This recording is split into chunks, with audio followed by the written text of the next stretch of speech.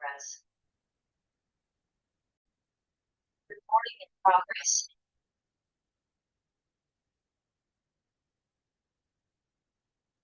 Right. Today I'm going to discuss Unit 1, Session 1, 2, and 3. Right.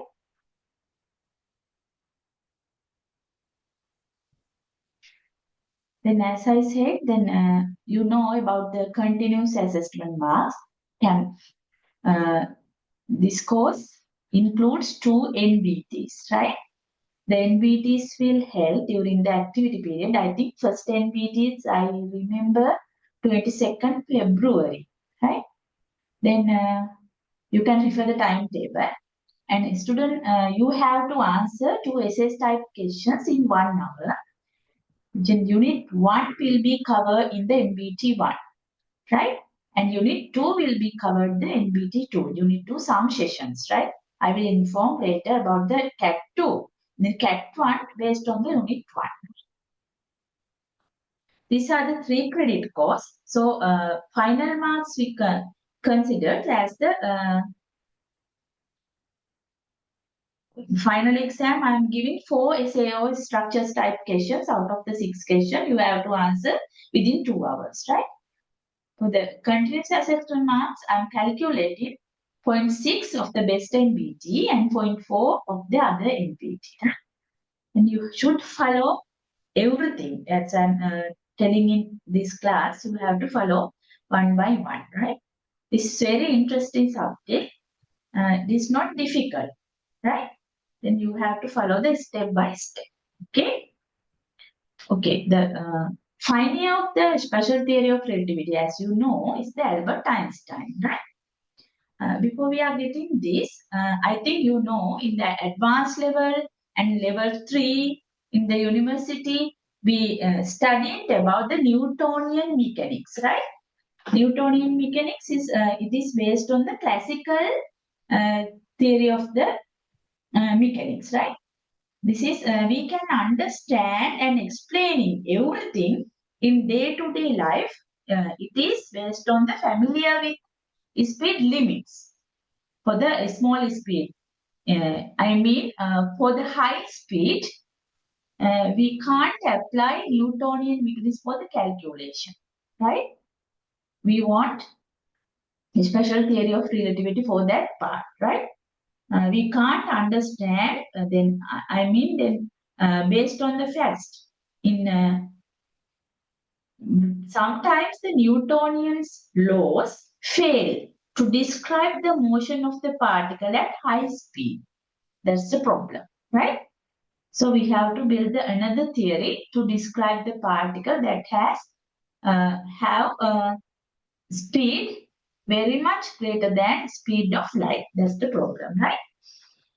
Then Galileo and the Newtonian developed classical physics, right? In advanced level and AO level, and also in first year in university, we applied classical physics, Newtonian mechanics and Galilean physics. We studied classical physics, right? Then, however, number of experiment phenomena cannot be understood with these successful classical theories. So, the maximum speed, the fastest way of the sending signal to distant place is to use an electromagnetic wave, then such as light wave or radio wave, right? Then the speed of electromagnetic wave in medium we can define as 1 over square root mu epsilon, right? These are the introduction part. Don't worry and try to understand, okay? How I entered the special theory of relativity, we have to discuss these past experiments, right? Then speed of electromagnetic waves in the medium, we can describe 1 over mu epsilon naught. And otherwise, if the medium of propagation happen to be a vacuum, or we call the free space, then the speed of electromagnetic wave, we simple is simple c, speed of light, or speed of electromagnetic wave. we are given as C equal 1 over mu naught epsilon naught. This is the equation. Then mu naught is the permeability of free space and epsilon naught is the permittivity of the free space. So, internationally adopt value of the speed of light is defined by C equal this value. Or we take this as 3 into 10 8 ms minus 1. Then the speed of light. Now we can classify what is the low speed and what is the high speed, right? Then at low speed means u. We take u as the velocity of some object or particle. Though at low speed means v very much less than velocity of light, right? Can you understand? Then we define C as 3 into 10 8. 3 into 10 8 ms minus 1. Then we can classify low speed and high speed, right? At low speed means u, velocity of the particle, is very much less than c. So at that condition, we can apply Newtonian mechanics, right? For the low speed, Newtonian mechanics is valid. Okay? At the speed close to the speed of light, means high speed. At high speed means u is very much greater than or very much equal, similar, close to, very much close to the speed of light. Its place fails to predict correct results using the Newtonian mechanics. That's the problem we are thinking. Why then? This is the why we are thinking about the relativity part, right? Okay. Low speed, we can apply Newtonian mechanics, it's valid, but at the high speed close to the speed of light, its place fails to predict correct results. So we are introducing to relativity part, special theory of relativity. This is the high speed particle uh, collector. Then this is rotatable close to the velocity of light. Then we can divide the some particles, can recognize the particles in the beam, can divide some particles, right? So these are the introduction part, because we are applying some particles. Speed is very much close to the speed of light. So we are thinking about uh, special relativity. We cannot apply Newtonian mechanics for the good results, right? That's we are thinking special theory of relativity. Okay. In this session, uh, some new words are coming. So, first of all, you have to identify the new words, because sometimes I'm giving questions, theory-based question, asking what is the definition, what is this, like this, then you can collect mark easily for the theory part, right? My questions are based on first the question, some parts here, 1, 2, 3, 4, 5 like this, then 1, 2, 3, 4 you can answer using the theory. Question number 5 is related to the theory-based questions. So easily you can collect the marks from theory parts, right? So you have to follow theory. Hello?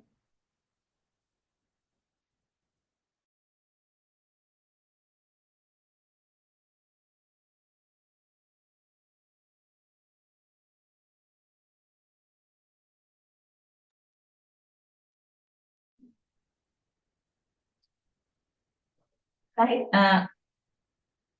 Then you can have to follow the definitions one by one. Then these are coming for the theory-based questions, right? Then in the first word is event. First word is event. What is the event?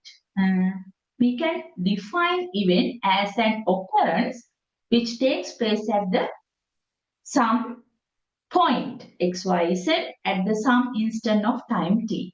Then starting this point, then you know about the coordinate system x, y, and z, right? We are describing x, y, and z, but here another coordinate is coming. We call this as t, time coordinates, right? This is the event. Then we consider all the events here time independent event. It is not dependent event. Time independent events are we are considering. Time also the one coordinate, right? X, Y, Z also position coordinates. Others one is time. X, Y, Z, T, right? Then we can consider this coordinate system and we consider an event. Then you can see this picture. Here we are considering one event of bomb explosion. Bomb explosion is independent of the reference frame. I will share the board and I will explain it. Wait. What is the event and something?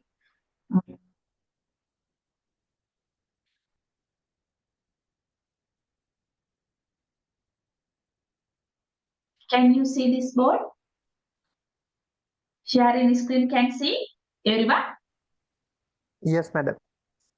Okay.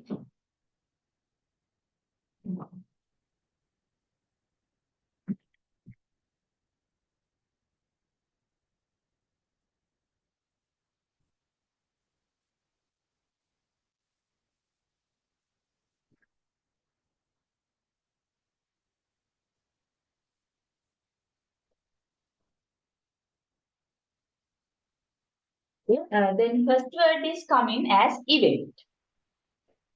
First definition, event. Right? We know we can describe event using X, Y, Z coordinate. I think you remember this. These are the X, Y, and Z. Right? Then event is happened. I'm taking here. Now we need four coordinates. What are the coordinates? Position coordinates. X, Y, Z, and other one is T, time coordinates. These are the position coordinates. And other one is time coordinate. So we need these four coordinates to describe it, describe event now, right? Then we can define event as the like this. If you want, you can note down this because it's very useful. Sometimes I am asking question to explain some words, right? What is the event? Can you explain it like this, right? An event we can define event, new words. Event is defined as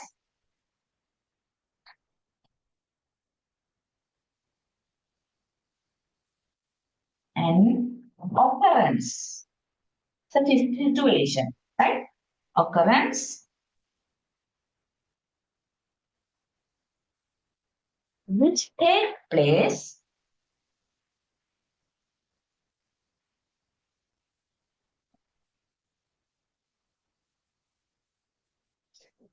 at some point. At some point.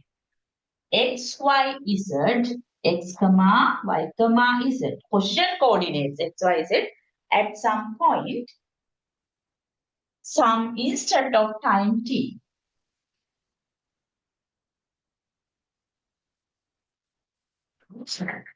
Time t. Now, we know what is the event.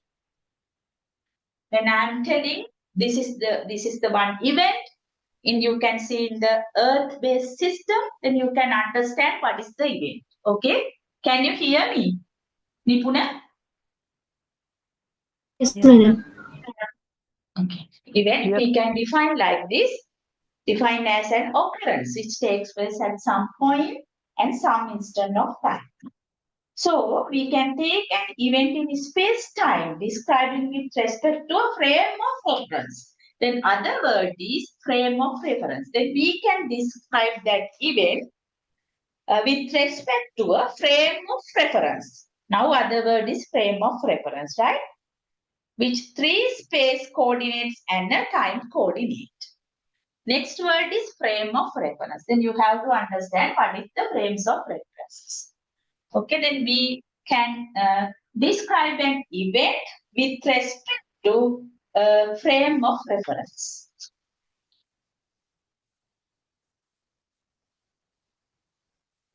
Other word is frame of reference.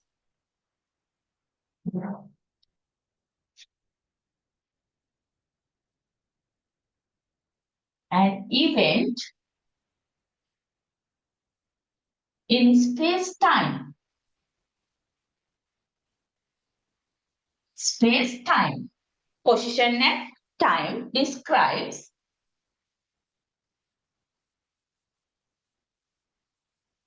with respect to a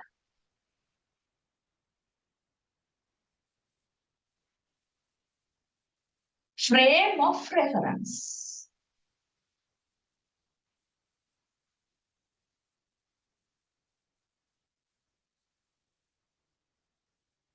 Frame of references with three space coordinates and a time coordinates, right?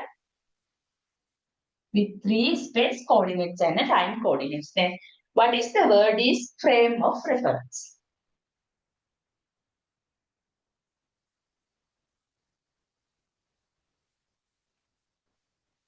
Then after that we can enter our lesson. This is the frame of reference means the motion of the body has no meaning unless it is described with respect to some well-defined coordinate system. We can describe the events with respect to some well-defined coordinate system. This coordinate system is commonly known as frame of references, right? Here there are two types of frame of references, right? Then we can call the motion of the body. The motion of the body has no definition, has no meaning unless it is described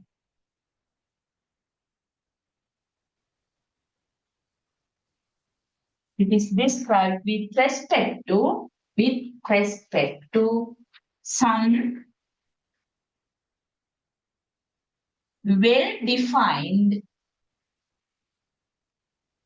well-defined coordinate system.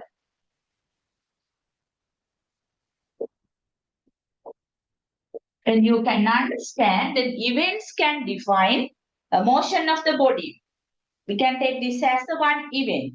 The event can define with respect to some coordinate system. This coordinate system we called as frame of reference. As an example, we can take motion of the car. Then you can see two frame of references. One is car frame, other one is earth. Because car is moving with respect to earth frame. Right? This is the one frame. Can you understand what I am saying? The motion of the body. Then car is moving in this floor. We can define this motion with respect to the earth frame. We can go the velocity of car is 30 ms minus 1. And we are taking this with respect to the earth. The motion of the car defined with respect to the earth frame, right? Then we are called just like a frame as frame of references. I think you can understand it, right? Then we can see in relativity, we can see two frame of references. Then you have to understand and you have to know about how to define these two frames, right? And what are the differences between two frames, right? You can see two frame of references.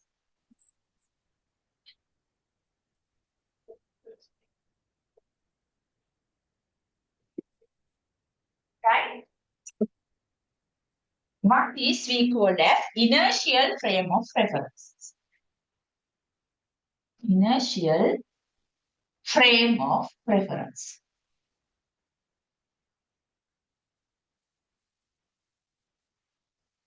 Second one is non-inertial frame of reference.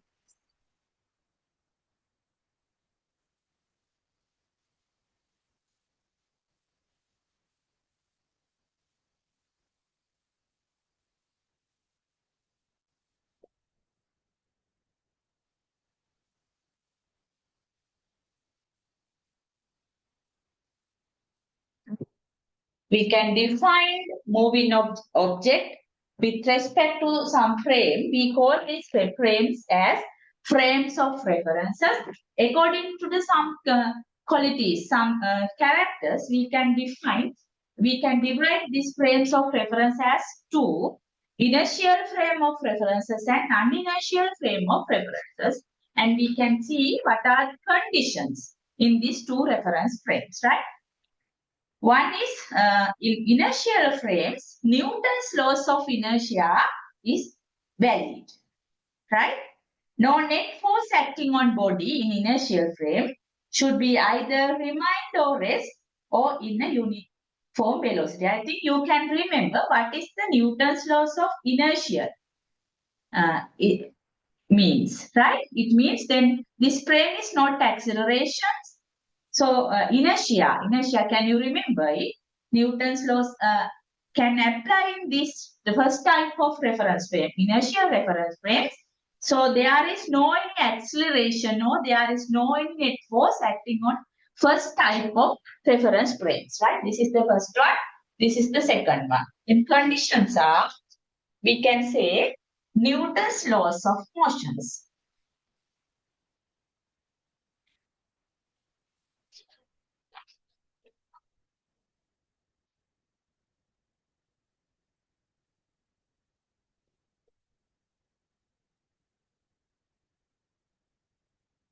Another thing is no net force. No net force acting on a body.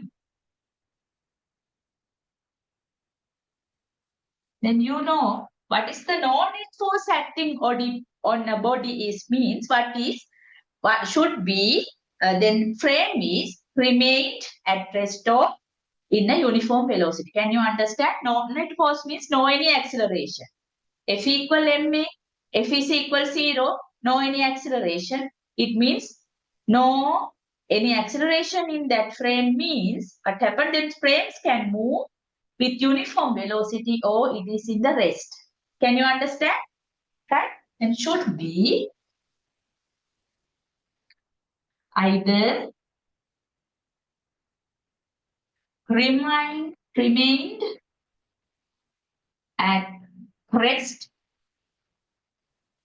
or in a uniform velocity. In a uniform velocity. I think you can understand what is the inertial frame of reference. Frame of reference is very valuable for we have to describe some motions of the objects. We need frames of reference. Then according to the some characters, we can divide this by two: inertial frame of reference and non-inertial frame of reference. These are the conditions in inertial frame of reference. Then opposite these characters acting on a non-inertial frame of references, right? Then here should be either remain at rest or in a uniform velocity, no net force acting. So when a body is not subject to any external force, there exists a frame of reference with respect to which the body is at rest or moving with same constant velocity. That is, with respect to which the body is unaccelerated. Can you understand? No net force it means with respect to this inertial frame, the body is unaccelerated. Okay? Then opposite characters happening in non-inertial reference frame. Then what can you say about non-inertial frame of references? The frame of reference is said to be non-inertial frame when a body not acted upon by an external force is accelerated and Newton's laws are not applicable. Can you understand? Non-inertial frame, these are the accelerated frame.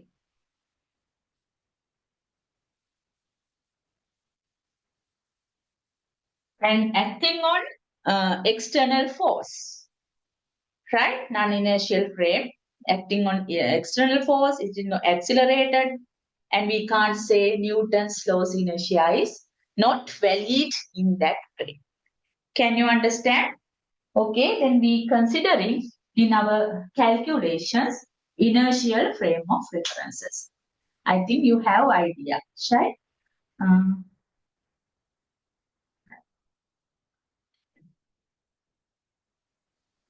so, okay. Right. Can you see the again? Sorry.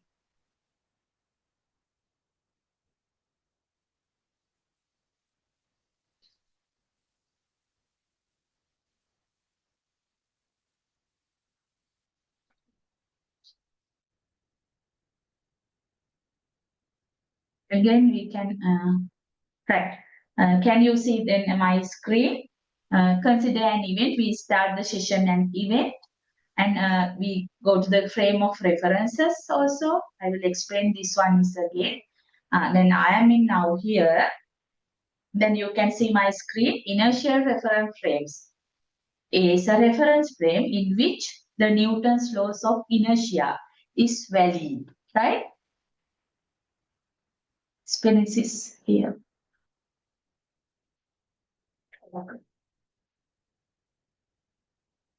Inertia is valid, right?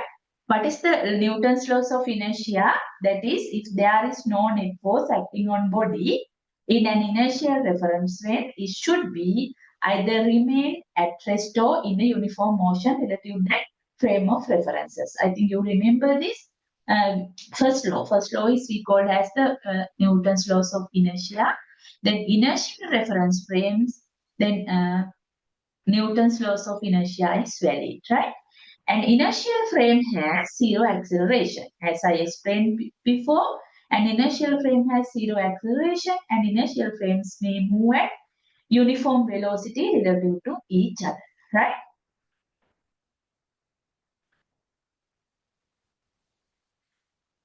Then Earth-based system sometimes we not doesn't take the acceleration, do not make any considerable effect.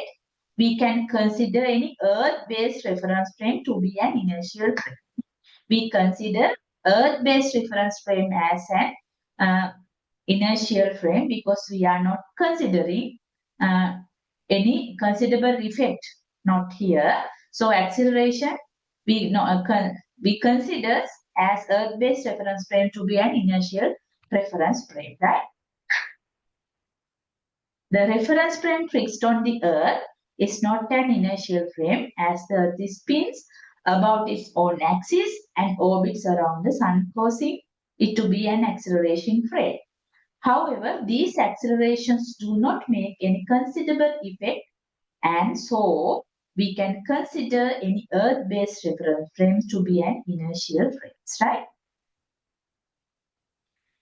A reference frame in which Newton's first law is not valid can be considered as a non-inertial frame of references, right?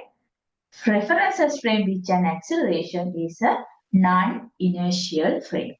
Acceleration frame is non-inertial frame, right? I think you got the idea about inertial and non-inertial frames, right? First law should be valid in the inertial frames, it is not valid in non-inertial frames, and accelerations frame we consider as non-inertial reference frame. Okay. Again, I am moving this figure. Madam, Yes, Nipun. Madam, can you explain a little bit more third one? Which third one? Uh, That's right. I mean, This one. no, previous slide. This Yeah, pink color one. Yeah, pink clear one. yeah, third one, pink color, red color. All right. Then I am in here. Then I am explaining about the inertial reference frames, right? Inertial reference frame is not accelerations one, but we take the Earth-based reference frame. You know, then in object on then Earth-based frame is sometimes in accelerations because then it is a spin about its own axis and orbiting around the sun. So it is causing to be an acceleration frame, accelerating, right? But this acceleration is not make a considerable effect. for the motion. So we consider Earth-based reference frame as an inertial frame. Now, okay? Okay, madam, got it. Then our calculations are based on, many calculations are based on the Earth-based frame.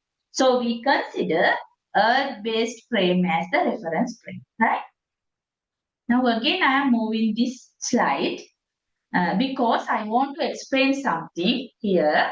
Then in this lesson, you should know about the two reference frames. We are considering sometimes three, sometimes two, then how we consider these reference frames and how we draw these reference frames I want to consider here. Right? Now, you can see some axes here. One is X, Y, Z and O is the origin of this frame. And other one you can see X dash, Y dash and Z dash. And other origin is O dash. This is the difference. Then so you can see these are the some two different frame. Okay. Then I am explaining in this situation one event is bomb explosion. Then you can see in X dash, Y dash, Z dash frame.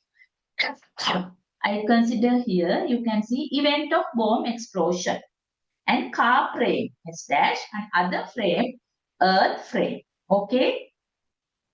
Then here the event of bomb explosion is independent of reference frames and the earth observer will assign coordinates of the event with respect to earth based frame X, Y, Z. And the observer in the car will assign coordinates for the same events as X dash, Y dash, Z dash with respect to car-based reference frame, which is moving with the car relative to the Earth observer. Now you should know how to draw this because we want this for our next sessions, right? Understanding about this is very important. Yes.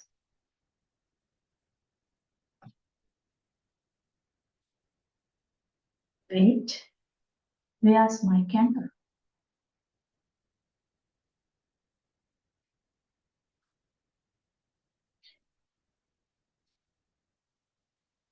Okay. Can you see my whiteboard? Okay. Yes, Can ma'am. you see it? Yes, Nipun? ma'am. Okay. That we can see.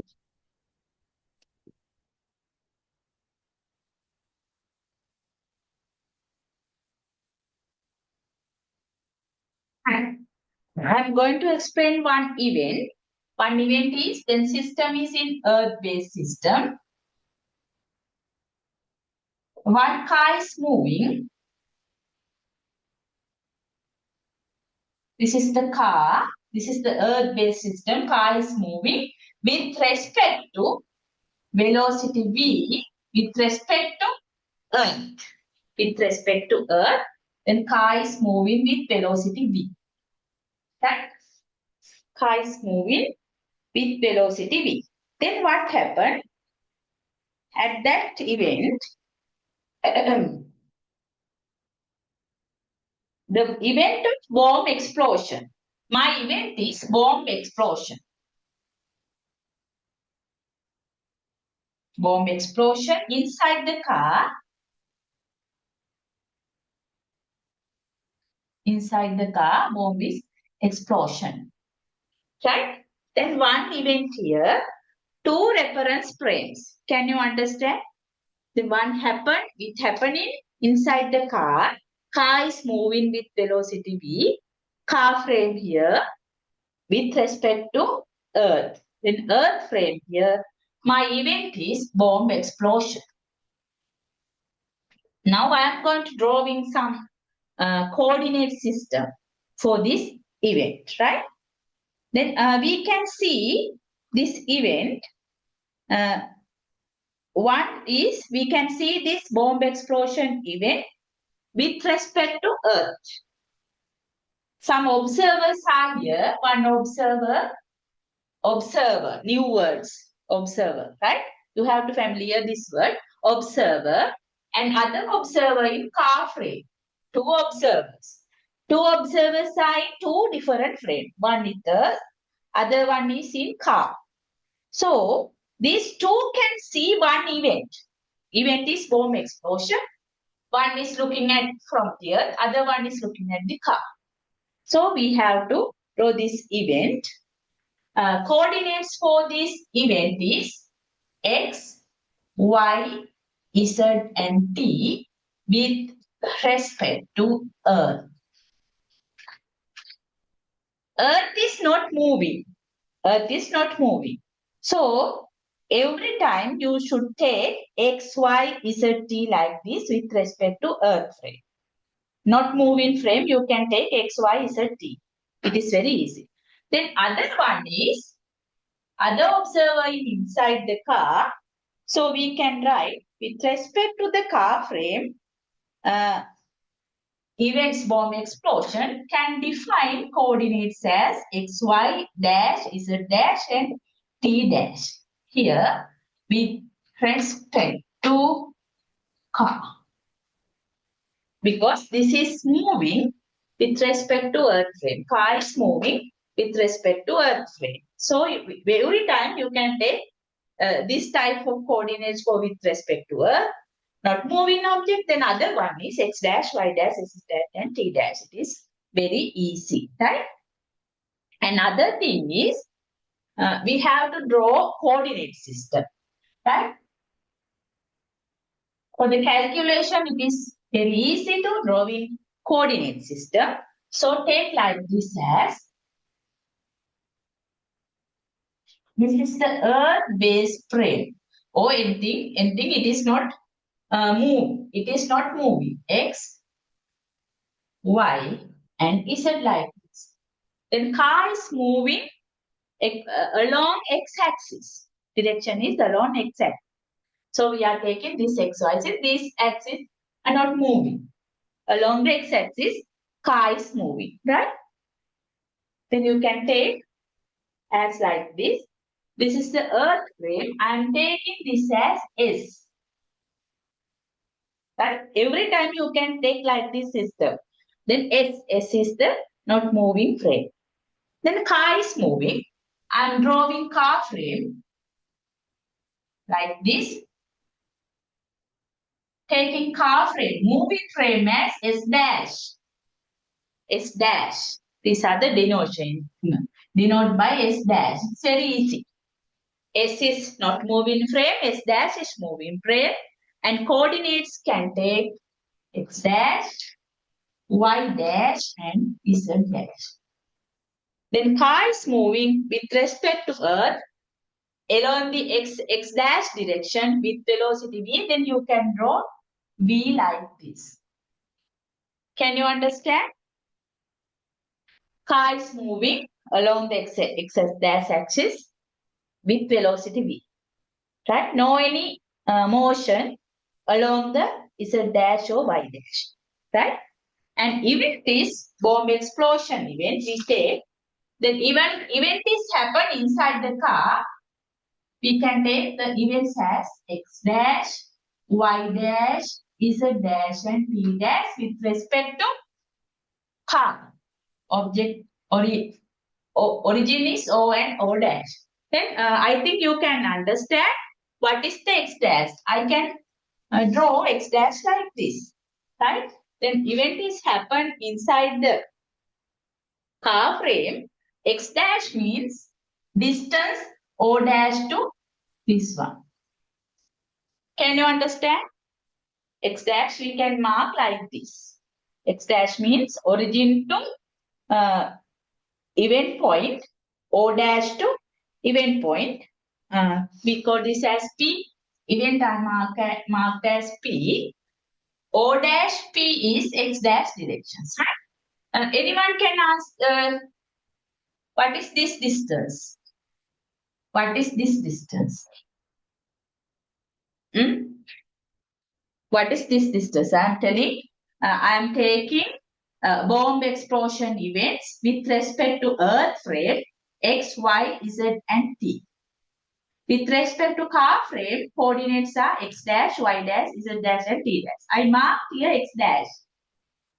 with respect to this frame, right?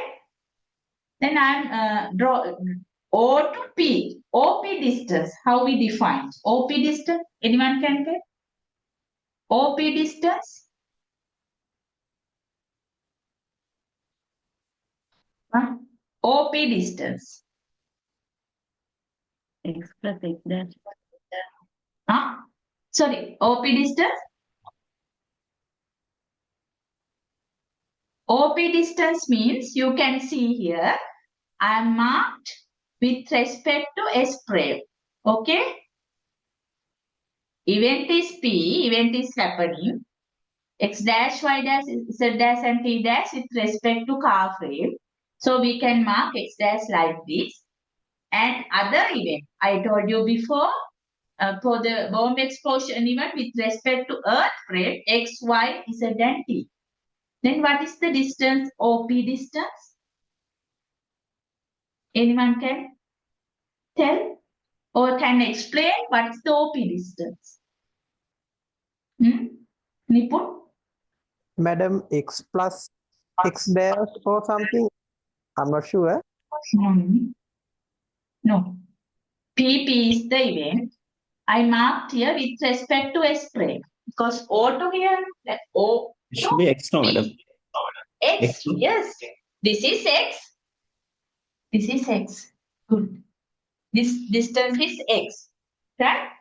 Then other one, X here. Then anyone can tell then here, this event I define with respect to car frame. This is our car frame. It is moving. I marked as S dash. Car frame X dash, Y dash, S dash and T dash within time T dash. Time also independent. Then we can write this with respect to earth frame coordinates are X, Y, Z and T. X, Y, Z and T. Right? Then time is initially car is here, O dash here. Then at that time is T with respect to S frame. Can you understand? In the P event, at the P event, car is moving this distance within time T. Anyone can tell this distance? What is this distance? O dash distance. Anyone can answer? What is this distance? O dash distance. X Car minus is moving. Sorry? X minus X dash. That's okay, but I'm asking in other way. X minus V T. No. VT. When a car is moving with velocity v, the time is spent simple t because then now event p. At that point, time is t with respect to earth frame. Initially they are in here. Now it is moving. 1 second, 2 second, 3 second, 4 second. Now t. Then what is this distance? Velocity is v. I am talking about the Newtonian mechanics. Now it's not a relativity. What is the distance? Anyone can tell? The distance between S and S dash. Car is moving with velocity v at time t. Then what is the distance? X minus Car is moving. X minus VT. No vt. V Only divided by vt. Vt.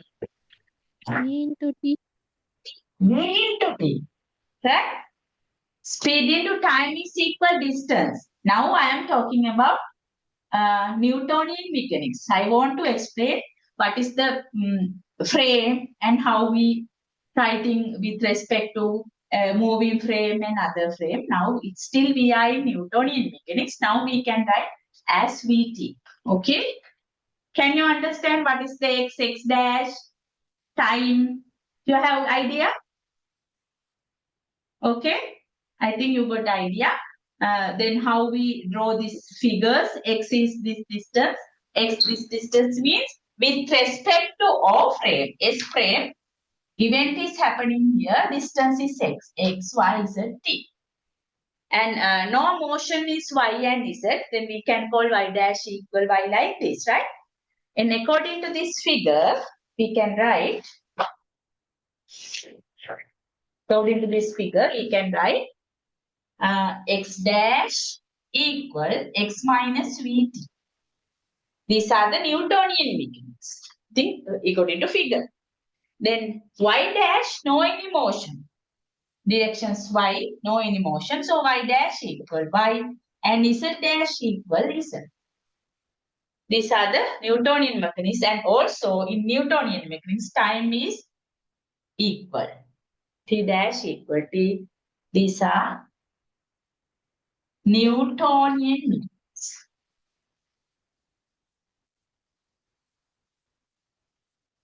Not relativity, but the idea you can get, S is stationary one, dash is moving frame, and one event is happened, P is the one event. With respect to moving frame, coordinates are x dash, y dash, z dash, and t dash. With respect to S frame, our coordinate in event P, x, y, z, and t. So we can build the Newtonian mechanics here, right? And also we can differentiate in these equations, and with respect to time, so you can take ux dash equal ux minus v. Velocity equation according to the Newtonian mechanics. Uy dash equal uy and uz dash equal uz. Right? We are taking these equations. This is the relative equation. Not relativity, relative equation according to the Newtonian mechanics. Right? Okay, I think you have idea about the Newtonian mechanics. We call these equations as Galilean transformation. Galilean transformation, right? And relative velocity. We can differentiate this Newtonian mechanics equation, can get velocity equations, right? These are the basic thing. And in here, you should understand how we mark stationary object and other moving one, and with respect to this one, please take xx dash directions as the positive directions. Always take this as the positive direction, plus directions. Because in other session, we have a good idea about this. Always take xx dash direction as positive, right? In the other one, in the other side, you can take as v as minus v. Okay, and you should remember positive direction as x dash direction. It is very easy, right? Don't mix up. Okay, it's still we are in Newtonian mechanics, right? And you have idea what is the event, what is the frame of reference, how we define other events with respect to moving frame and stationary frame, like this, right?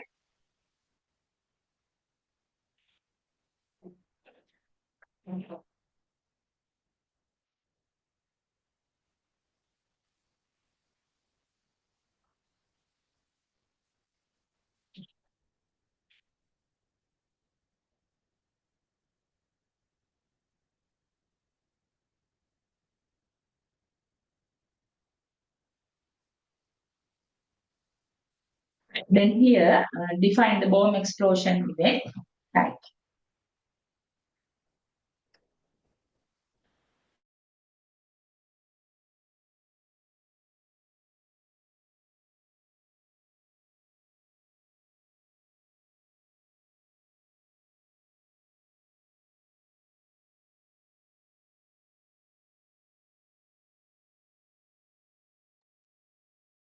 Right, then you understand this. This is our explanations, frame of reference here. And you can see some inertial system, earth-based reference frame and plane-based reference frame. Then this is not in acceleration, right? Inertial systems, right? Then in this figure, you can see inertial laws are same because then this frame is moving with constant velocity v, right? Then one observer inside the earth, other one is inside the motion moving object. Both observers says that Ball's motion is exactly as expected from acceleration caused by pull of the earth. Then both observers see ball behavior according to the Newton laws and gravitational force predictions, because this is moving with velocity v, right? Constant velocity. So we can call as laws of physics. Inertial are same in all inertial systems. This is the equation then I build in here. We call this transformation as Galilean transformations, right? Galilean transformation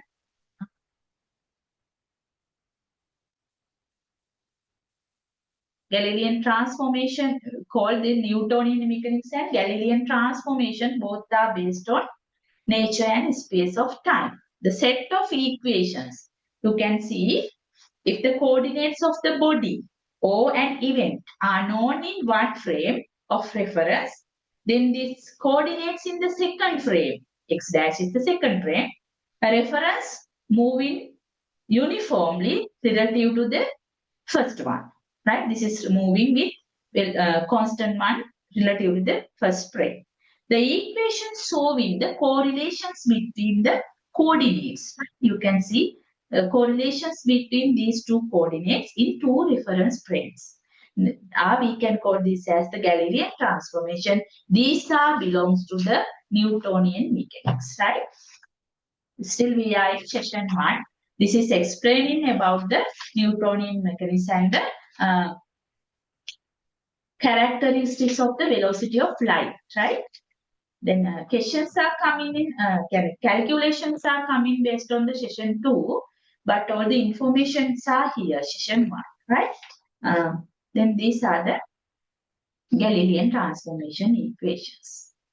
Okay, then you can see relative velocity Newtonian mechanics. We can obtain velocity transformations between the inertial frames by differentiation the Galilean coordinate transformation once with respect to time t, right? We can differentiate. These are with respect to t. The equations are coming as velocity x dash over t dash ux dash. Ux dash means velocity of x directions of the object ux minus dp, right? Another one, y dash and y equal, because no any motions in the directions y dash and y. So these are the same velocity in y and z between the two references frame, right? Okay, then we will see nature of the light and its propagation. Based on that, we can build the postulates of the special theory of relativity, right? In page number 10 to 11, 12, 13 and 14, 15, you can read. You can read the experiment about the properties of the lights. I will explain here, but you can get the more details by reading your course material. Some of them are telling here they didn't receive course materials, but in LMS I upload unit 1 and unit 2. Unit 2 is session by session. I think unit 1 also here, and PowerPoint presentation also here. Then you can follow. But immediately we are planning to give the course materials, right? The nature of light and its propagations. Then the nature of light and its propagation as the speed of light plays the vital role in the theory of special relativity. It is based on the velocity of light, right? Then electromagnetic waves in the visible range are termed as light. The wave theory and the particle theory as two accepted theories for the propagation of light, right? These electromagnetic waves can propagate in medium as well as in the vacuum. This is the very important thing. Then it can propagate in medium and as well as in vacuum. But usually the speed of light refers to the speed of light in a vacuum, and it's denoted by the letter c. Right? Then observers in that figure, you can see speed of light in a vacuum.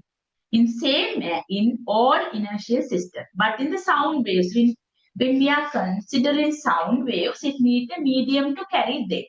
But light waves, in vacuum also same velocity for the light waves. It is very much that nature is very much important to a theory of special relativity, right? Then you can see that you know about the frame of references now. Then you can see two observers here, right? One is in Earth-based system. Can you see? Other one is in this train, right? Two observers here. Then you can see light pulse, but then light velocity is propagating with 3 into 10 8 velocity, and this train is moving with velocity v with respect to Earth frame. Then you can see two observers, and both observers measure the speed of light to be the same. This is the important thing.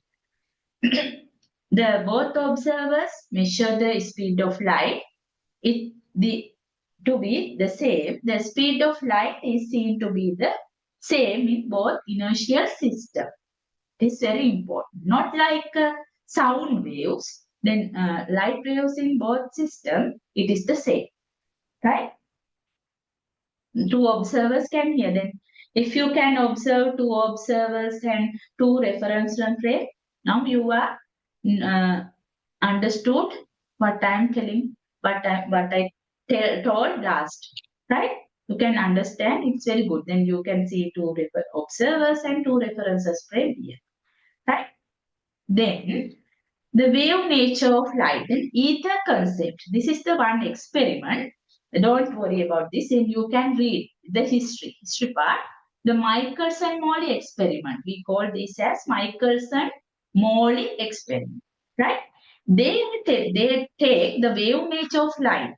They suggested that the propagation for the light wave, they believed that medium with mechanical properties and excited transmits light wave. They believe that. They take the medium as ether medium to do their experiment. They took the ether medium to find the velocity of light.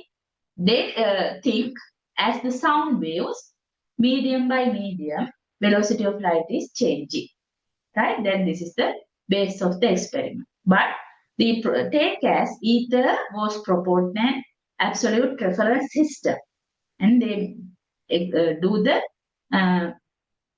Michelson-Morley experiment, but it is failed to detect any motion. Null results they take, right? In this year, they build an extremely device. We call this as Michelson-Morley interferometer. They build this one, and mutually phase difference, measure the minute difference between two light waves. One is they are traveling mutually orthogonal directions in the perpendicular direction, right? These are the experiment, the cross area sections of the Michelson-Morley interferometer you can see. Then one mirror here, then optical part, and ether drift, ether medium here. Then they did the experiment, and according to the Galilean transformation, they found the time interval for these orthogonal waves, right? And find then A to C one, A to D other one. Then after that, they found the change in the time, right? But in the analysis, the results is null results. It was within the experiment range.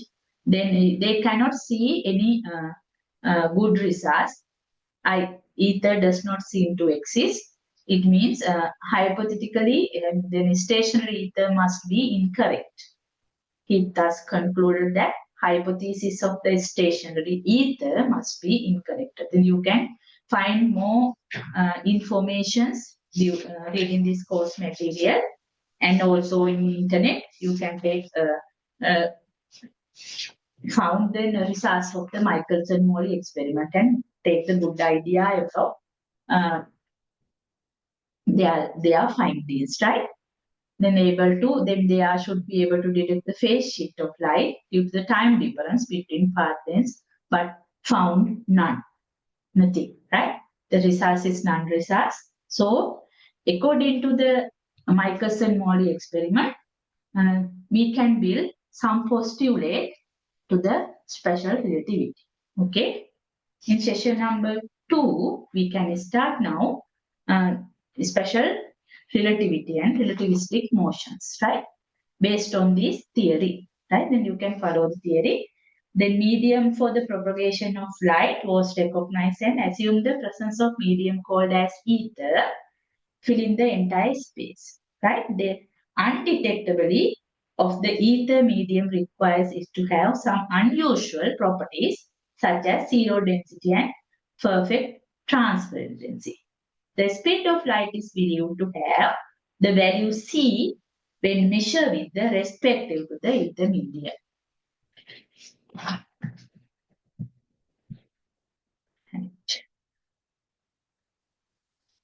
Right, we can then failure of the detections and emotions, we can build the special relativity and relativistic motions, right? It is concerned only with inertial frame, right? Now to understand, it is concerned only with inertial frame of reference out of more general frames, right? We are building our laws and other things in inertial frame of references. You have idea about inertial frame of references, right? Then some informations here. Albert Einstein, he is the most famous scientist, built their special theory of relativity, right? And relativity theory is about the nature of space and time. The classical concept of absolute space and time is ruled out in the relativity theory, right? The simplicity of this theory is that it is entirely based on two fundamental postulates about the way our nature behaves. Right? Then you should know what is the two fundamental postulates. Not only the answer in paper, for your further research and further studies, you should understand what is the two fundamental postulate of the special relativity, right? The Newtonian relativity principles are basically for laws of mechanics, and Einstein's relativity principles are for all laws of physics, including laws of mechanics and laws of electrodynamics. The special theory of relativity alerts our opinion over the physical universe in a fundamental way and focuses us to reconsider critically our ideas of space and time. Right? Now, you can see in my screen the postulate of the special theory of relativity. Einstein forwarded the special theory of relativity based on two fundamental assumptions associated with the behavior of nature. And you can see these two postulates. One is the laws of physics are the same in all inertial frames of references. Right? We call this theory as the relativity postulate. Right? One postulate is the laws of physics are the same in all inertial reference frames. We call this as the relative postulate. Then when I am asking the question, what are the two, explain the two postulate of special relativity, don't write. One is the relativity postulate and other one is, second one is the speed of light postulate. Please explain it, right? Then you can see this screen, then you can note down this. What are the two postulate of the special relativity? These are the basic things, right? Don't write as the relative postulate or speed of light postulate. Please explain it. One is the laws of physics are the same in all inertial reference frame. Other one is very, very important. We build this as the Michelson-Morley experiment. The speed of light in a vacuum or free space is same in all inertial frames and has the constant value c. Right? The speed of light in a vacuum or free space is same in all inertial reference frames and has the constant value c. Okay? You can remember these two, right? Some information. We will read this, right? We can understand something about the reading. The classical Newtonian mechanics was built on the assumption of nature of absolute space and absolute time. Then the classical theory is based on the concept of universe time was in firm footing at the time and provided successful solution to many problems in mechanics. Then Einstein successfully overruled the concept of absolute time, right? Then he over this one absolute time in classical physics and forwarded this special theory of relativity.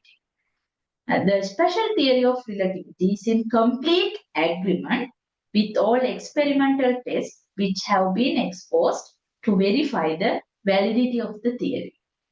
The prediction of special theory of relativity have been tested and confirmed by new experiments. So far, no experiment is found to be contradiction with special theory relativity, right? Then other word is coming as simultaneity. I will explain it. Now you got some words: events, frame of references, non-inertial frame, inertial frames, and space-time coordinate system. You got the idea. And what are the two postulates built in the special relativity? And other important word is simultaneity. Simultaneity, right? What is the simultaneity? In the words, two events takes place at the same time. Briefly, we can say two events take place at the same time.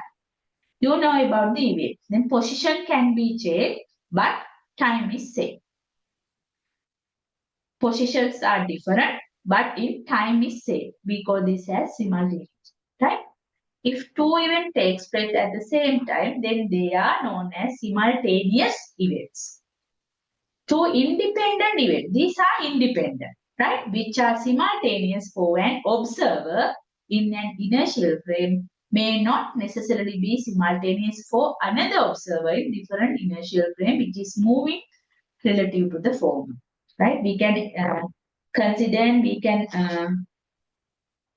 build some equation related to that.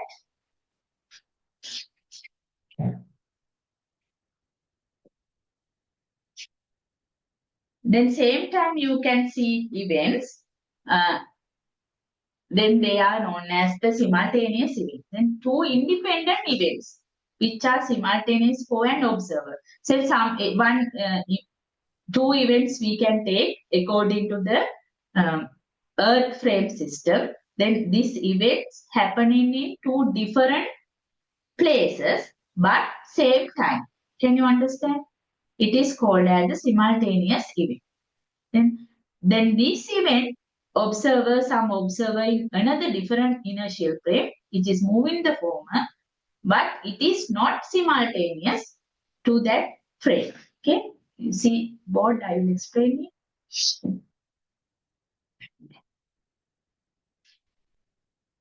Then one is Earth-based one, S frame,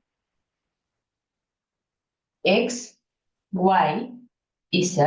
Then one can see this event, but in this event, observer can see one here, other one here, not moving is happening here. Then X, Y, X1, Y1, Z1, and time t. Event 1. Okay. Then event 2, what are the coordinates? X2. Then you can see different. X2. Distance is different. Y2 and Z2, but time is t. Same time, this observer can see two events. 1 and 2. Same time, this observer can see two events. We call this as simultaneous event. But in other one is in here, train. This is moving with velocity v respect to s. This person can see event 1, x1 dash, y1 dash, z1 dash, and p1 dash. Another event he can see x2 dash, y2 dash, z2 dash, and t2 2 dash. Then you can see time is different. That's why I'm telling here. Time is different. It is not simultaneous for the second person, second observer. Second observer, it is not the simultaneous, right?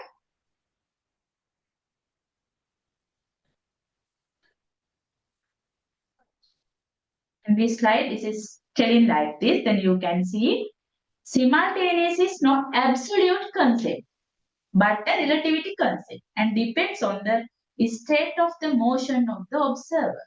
And in this second bullet saying, two independent events which are simultaneous for an observer. Then as I explained, event 1 and event 2 within one same time. So this is simultaneous for the frame S. But other simultaneous, another observer in the different inertial frame. With one observer in the train, it is moving with velocity v, but that person, these two events are not simultaneous because time is t1 dash and t2 dash, right? So simultaneous is not the absolute concept, but the relative concept, and it is depend on the state of the motion of the observer. The relativity of simultaneous is directly linked with the relativity of time. Right? Then you understand what is the simultaneous events, right? You have to explain it. What is the simultaneous events and other things. Okay. Because these are very useful to understand time in equations, right? I explain one by one. Then you can see combination of these. If not, we can't understand our lesson.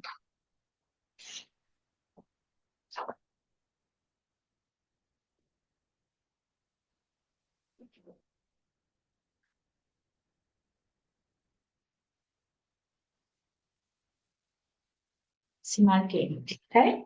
Consider two events.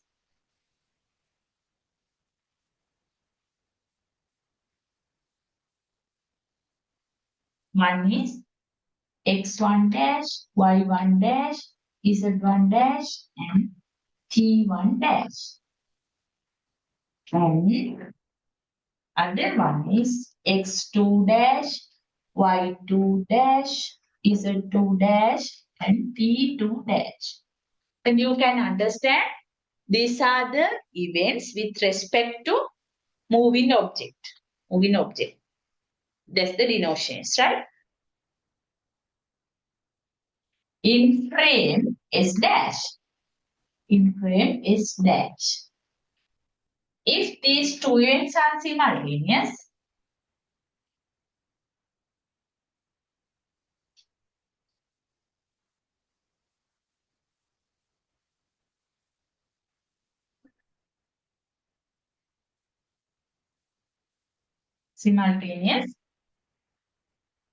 but we can say delta T dash is equal T2 dash minus T1 dash.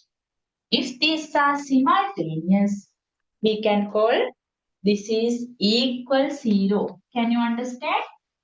T2 dash equal T1 dash. Delta T dash equal 0. But two different places. Two different places mean we can calculate delta X dash. Delta X dash equal x2 dash minus x1 dash. It is not t equal 0. I think you can understand that. Not t equal 0.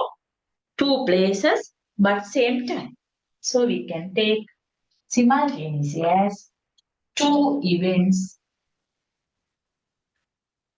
Two events take place at the same time.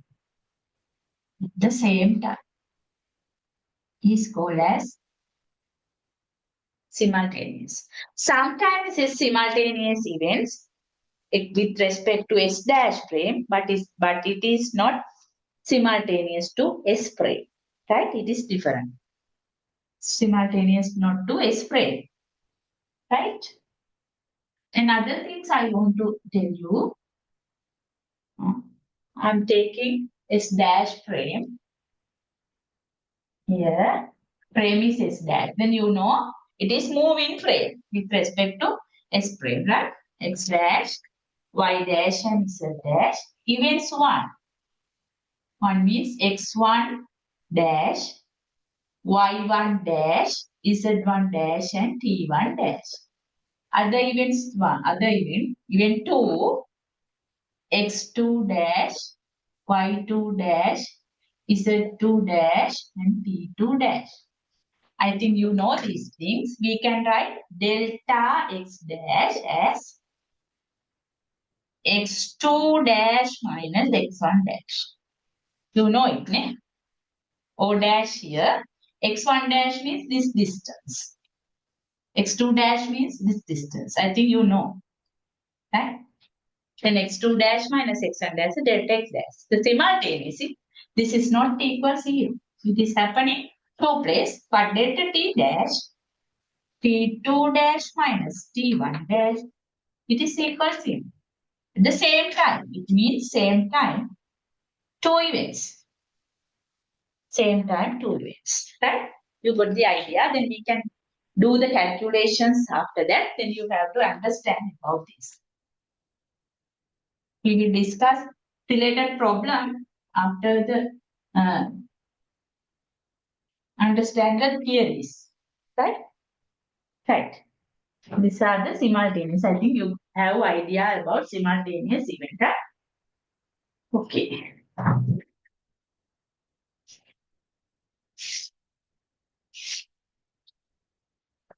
Then you can see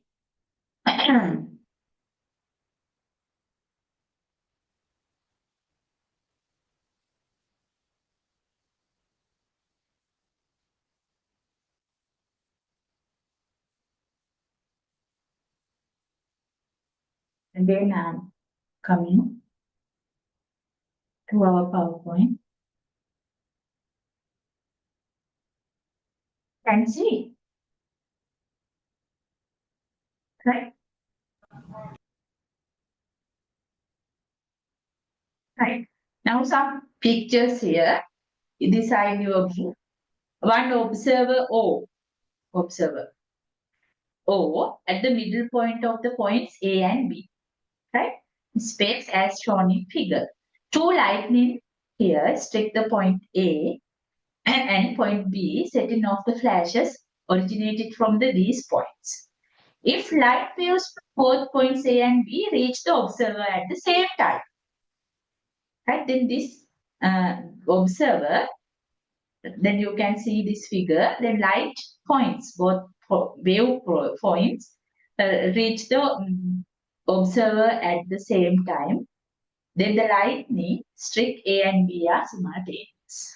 And then observer can see, then A and B reach the observer at the same time. We can call this light striking A and B are simultaneous. Then you can see two aircraft.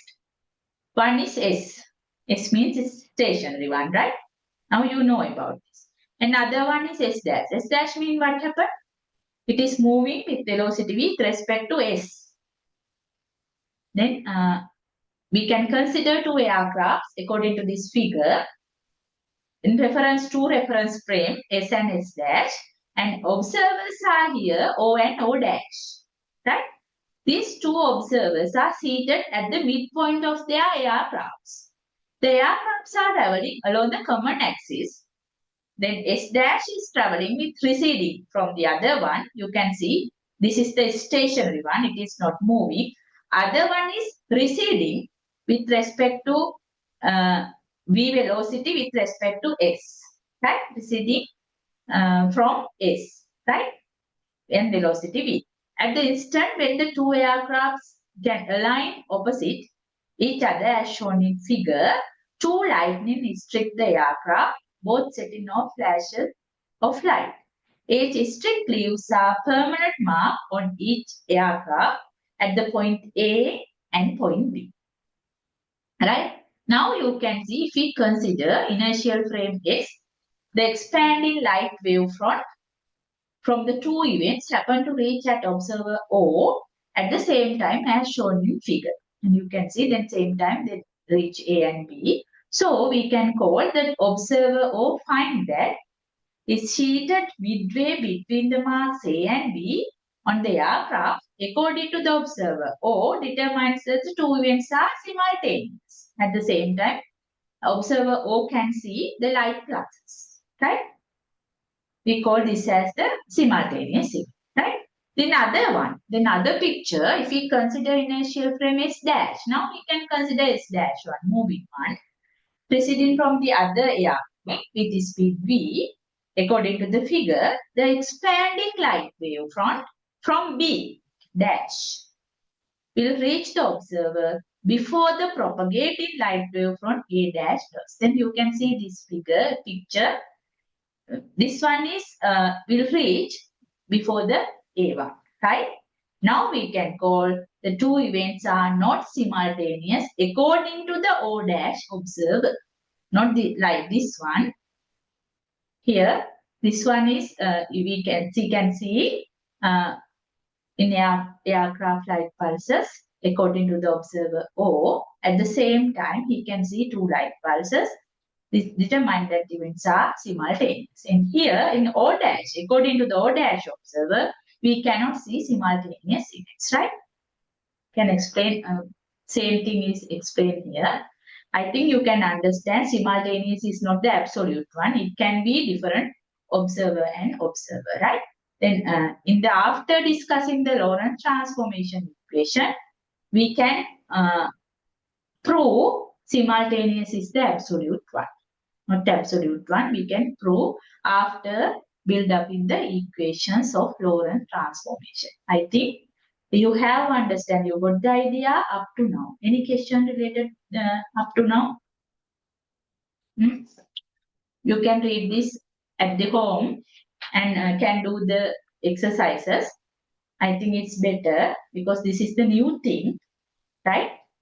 You have to think about this, right? Then after the session, follow up the video and please study well.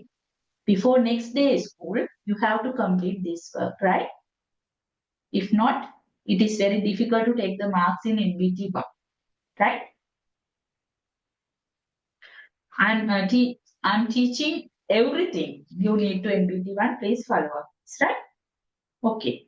Then we can go to this next one, the Lorentz transformation. It is very important equations in relativity.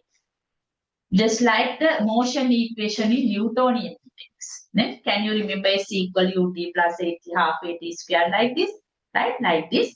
These are very important, the motion of equation for the calculation in Newtonian mechanics.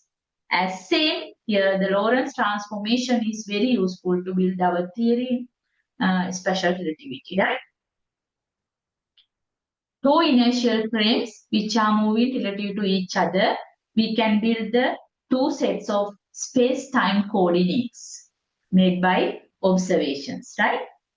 Einstein interpreted this set of equation terms of his relative positive legs. All are based on the relativity postulate. You can remember the two postulate. One is relativity postulate. Then these equations are set of equation built on the relativity postulate, right?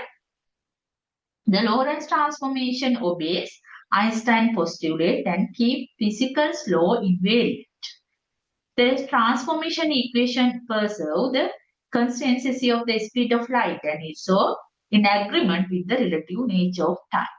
In the limit of the Lorentz transformation should be reduced to the Galilean transformation. Galilean transformation means Newtonian mechanics. We build that equation at the initial of the session. Then we can the some limitation of the Lorentz transformation. We can reduce the Galilean transformation by Lorentz transformation equation. Sir, we will see. Right?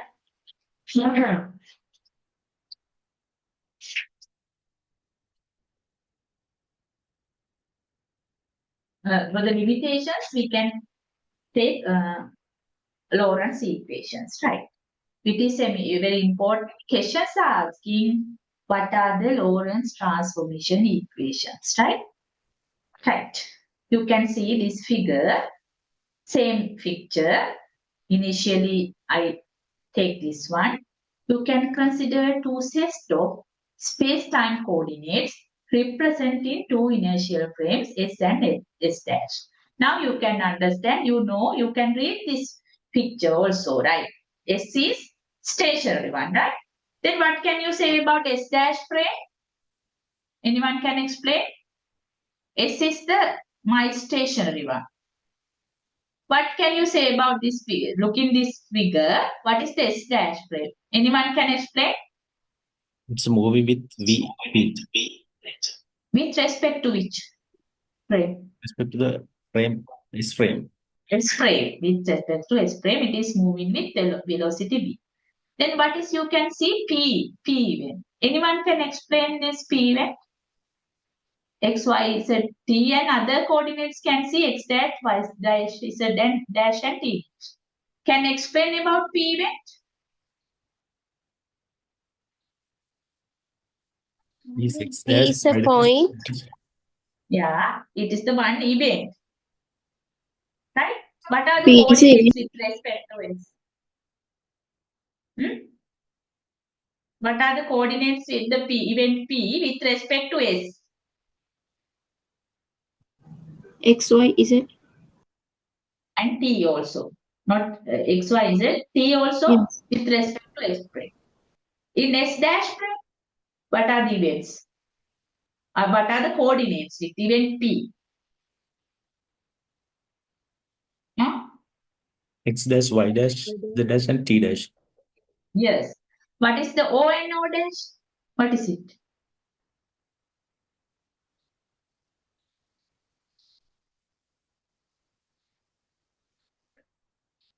O and O dash.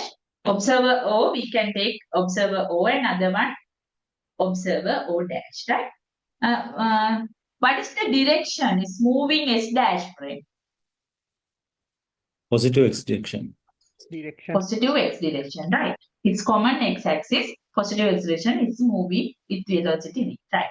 Okay, very good. Then you can read the figure and you can get the idea. It's very good sign, right? We can formulate relationship between then two sets of coordinates according to the special theory of relativity, not the Galilean transformation, right? Okay, these are the Lorentz transformation equations. You should remember this. Then in Galilean transformation, you can remember x minus vt equal x dash. But here you can see gamma. We call this as gamma and call this as Lorentz factor, gamma. 1 over 1 minus v squared over c squared. This is very important factor, gamma factor. Then some of them are writing this as 1 minus v squared over c squared. It is wrong. Please remember it is 1 over 1 minus v squared c squared and square root. Please put the square root also, right? Then other one y dash equal y. Why it is not different y dash and y. And z dash equal z. Same equation. Why? Anyone can explain? In that direction, Y and Z direction is not moving, only the X direction. Not is moving. Yes, only x direction it is moving. Then I am telling this one is moving, not moving in x direction. It is moving in y and y dash direction. Then what happened this equation? Just replace x with y. Sorry, x with X dash, We X can dash equal X. y. y dash equal X, Y dash, Y dash. Y dash equal gamma Y minus gamma times VT. y minus vt. Like this, Yes. right? Yes, okay, very good. Then not Then moving Z in එකට x, දාවත් එහෙම වෙනස් වෙනව නේද? that is not changing. If there is moving in the y direction, then z dash is equal z, right? Then it can be changed according to the directions, right? We build up this equation along the x dash direction. That's why, like this equation, gamma is the Lorentz factor. This is the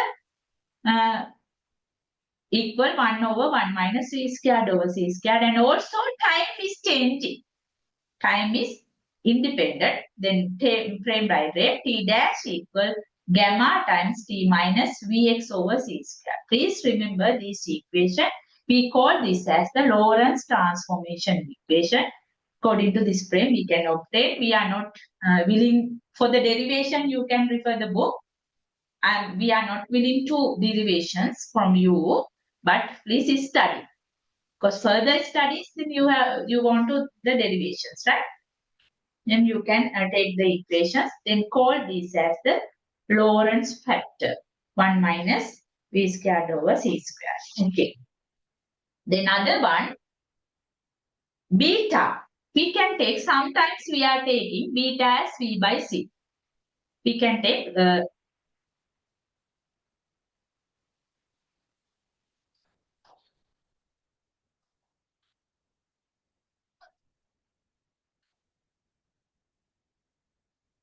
one message here, course material problems, right? Yes, yesterday I also told the department to look about this matter.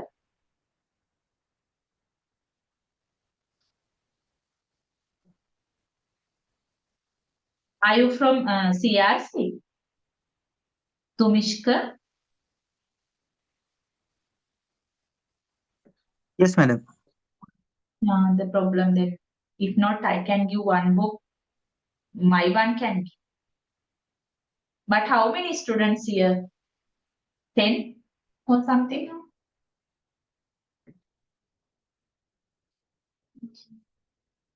Madam, coordinator madam said that within this week they will provide the books. Yes, I think. Yes, yesterday I told them that this week means sometimes I think this week we can solve this problem.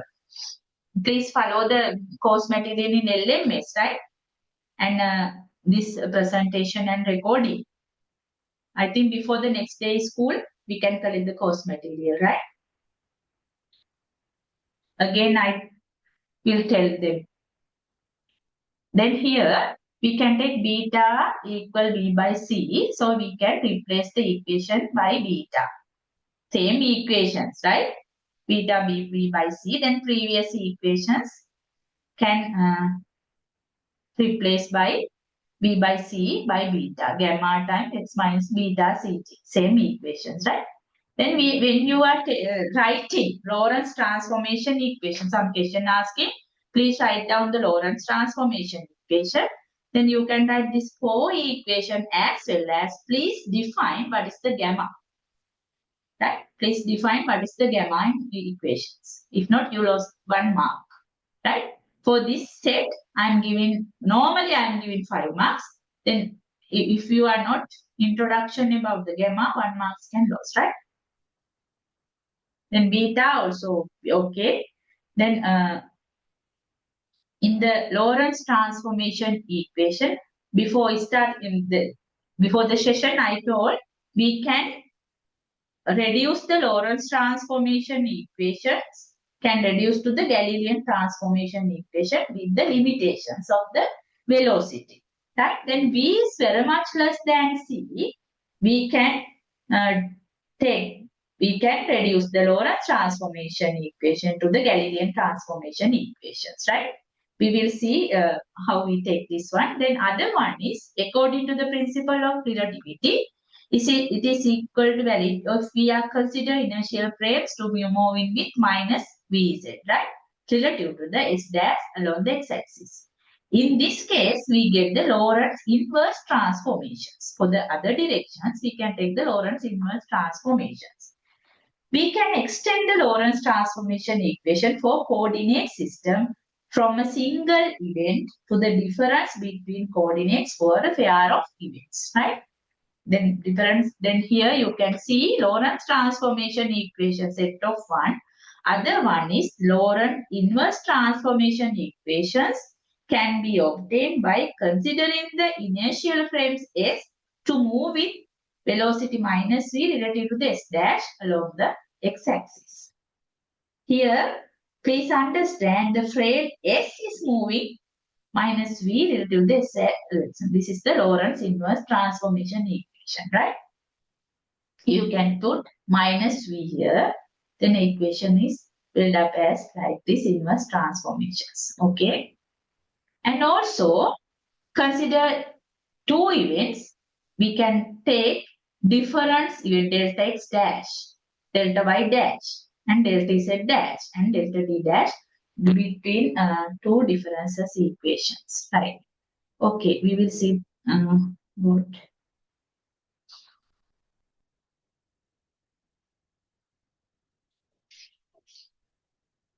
Lorentz transformation equation. We consider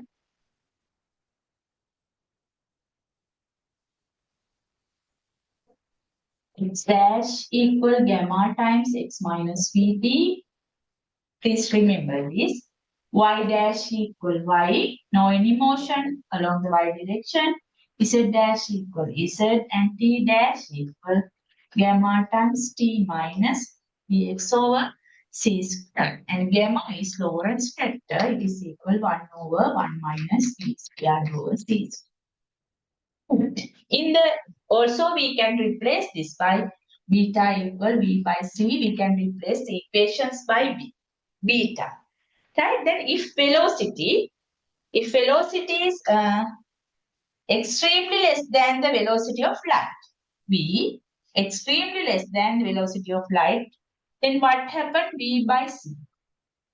V over c. Then what happened? Velocity is very much less than, extremely less than velocity of c. It means classical mechanics, Newtonian mechanics. Some vehicles we can take in car motions, other things, according to the classical mechanics. V is less than c. Then what happened? This one is also less than 1. V is less than c means V less than V by c less than 1. Then what happened to gamma? Gamma equal 1 over 1 minus V squared over c squared. This is close to the V by c. This is close to the 0. V less than c. This is close to the 0. Then what happened? Gamma. Gamma is equal 1. Gamma equal 1. V by c close to the 0. Then gamma is equal 1. Then what happened? Equations can reduce to the Galilean transformation. X dash equal x minus vt. Y dash equal y. And z dash equal z. And t dash equal t minus dx over c squared. And sorry, here also Vx is c square, V over c 0, it is equal to. Right? This is the Newtonian mechanism or Galileo transform. Sometimes you have to show that you have to reduce the Lorentz transformation equations to Galilean transformation equation. This is the condition. For the classical mechanics, V is very much less than or extremely less than c. So V over c is less than 1 and V over c close to 0. Then gamma factor close to 1.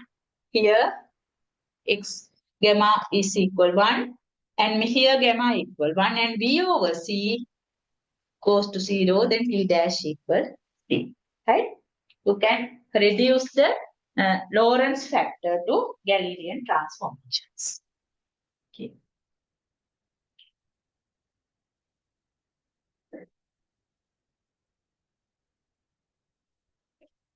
Right. Now, based on the Galilean transformations, we can solve some problems and can build up the relativity of time and length. Right? After discussing the relativity of time and length, I will discuss some questions. Okay. And based on the Lorentz factor, Lorentz transformation, we can take the relativity of time and length. After that, I will discuss some questions. And also some executions here. You can go into it and look. Okay, session number 3, relativity of time and length. We will see this part. Any questions regarding the Lorentz transformations? We will discuss problem after that, okay? Right. Then very important part, time dilation and length contraction. Very, very interesting topic. Alright. We discuss this part.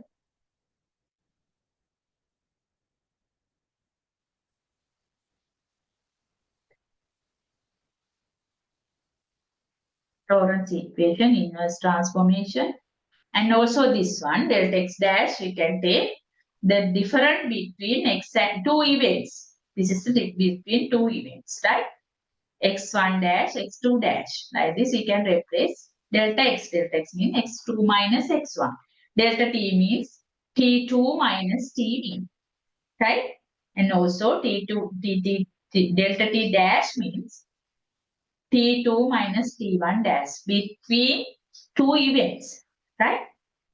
Different between two events. Then the Lorentz transformation equation for the two events can take as delta x time.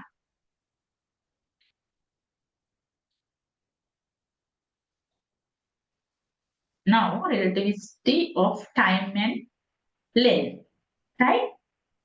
In this part, many informations here. Then time does not have a unique meaning in relativity. Length also does not have a unique meaning. In the, we know, we measure meter sticks.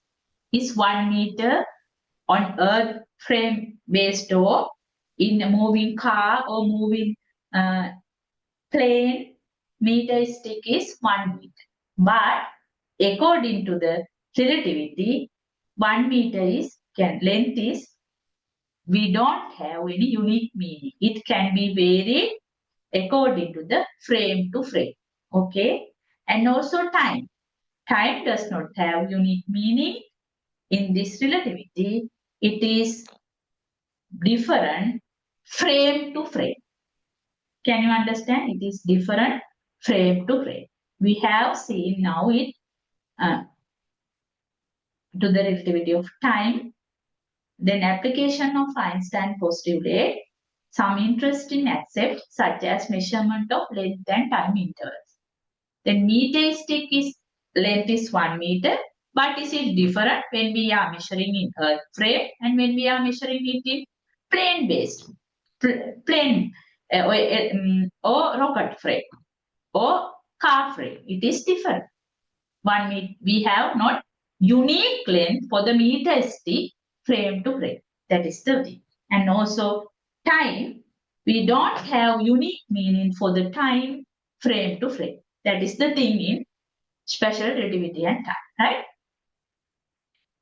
Does not have Einstein relativity theory makes you to realize that time does not have a unique meaning, right? And also length does not have unique meaning in relativity.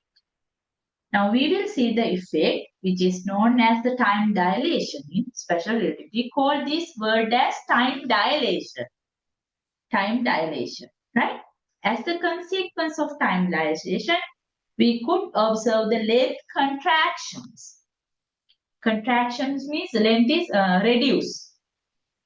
Reduce in moving frame. Time dilation means time also less value. We spend less value in moving frame. Right? Then consequence of time dilation, we could observe the length contraction, allowing the length of an object moving relative to an observer to be shortened in its length. Right? This is the experiment and explanations. You can follow up in, this is the hypothetical experiment.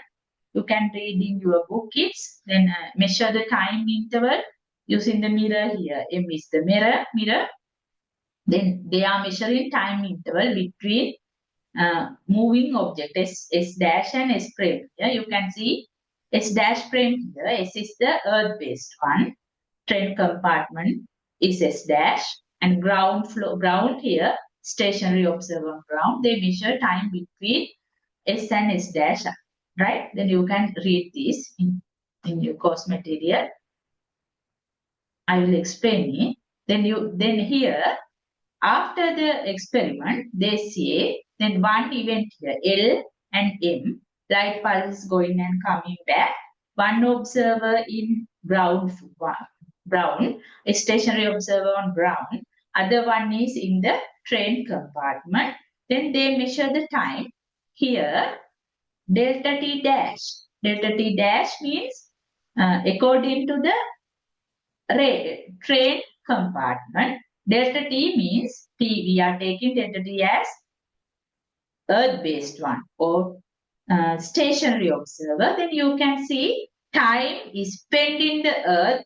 Oh, stationary one is greater than time is spent in the compartment, traveling one, moving one. Moving one is less value. Other one is take the more value. Then what can get the idea? Then in the time is not have a unique meaning. They measure the one thing.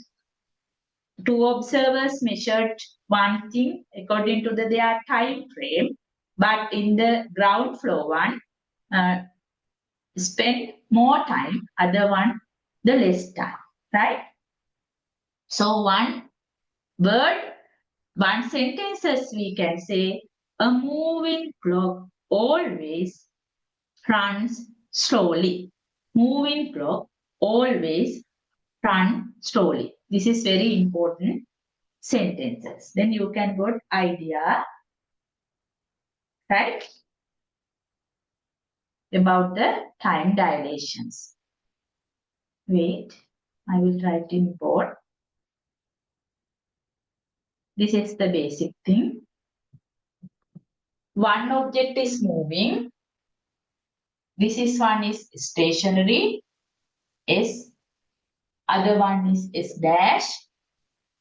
We know S dash is moving with respect to S with velocity V.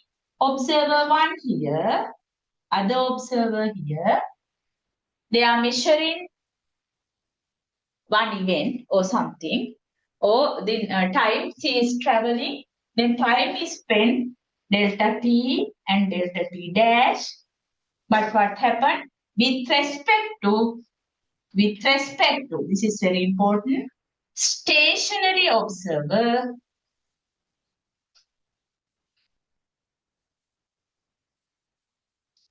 delta T dash, more time. Here, less time.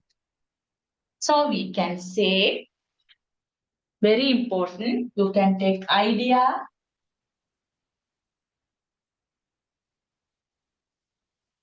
moving clock.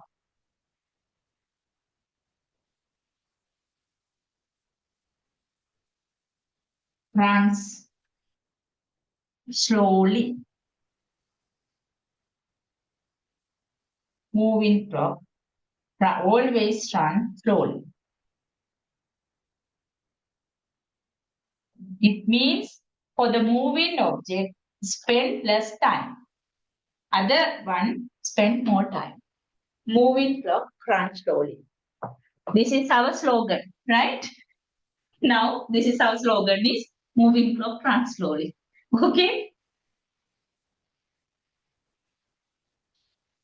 Then we will see the hypothetical explanation here. We will see. Then I think you can understand. Now, can see. This is the time dilation example. An interesting love story. Right? Once a 14 years old scientist falls in love with 16 years old girl who is his laboratory assistant. Scientist, his laboratory assistant is 16 years old. Scientist is 14 years old, right? But they decide to marry. But what is the age difference between them? How much? How many years? 24. 14 and 16. 24, right? Oh, yes. Just like a father and daughter, right? But they decide to get married, but feel that their marriage cannot be welcomed by the society, right? Any things can then due to the age difference, because the 24 age difference, it is not welcomed by society. Then science decide to make use of the principle of time dilations. Now we know moving clocks run slowly. This slogan. Then scientists try to take the help of the special relativity to minimize the age gap. Him and his girl, right? Him and the girl. So he synchronized. Synchronized means they are set their clocks at once, right? Synchronized means it synchronize his clock with that of his assistant and goes for the long journey in a rocket. Now scientist is going a long journey. The velocity of rocket is very much close to the velocity of light, 0.999 c.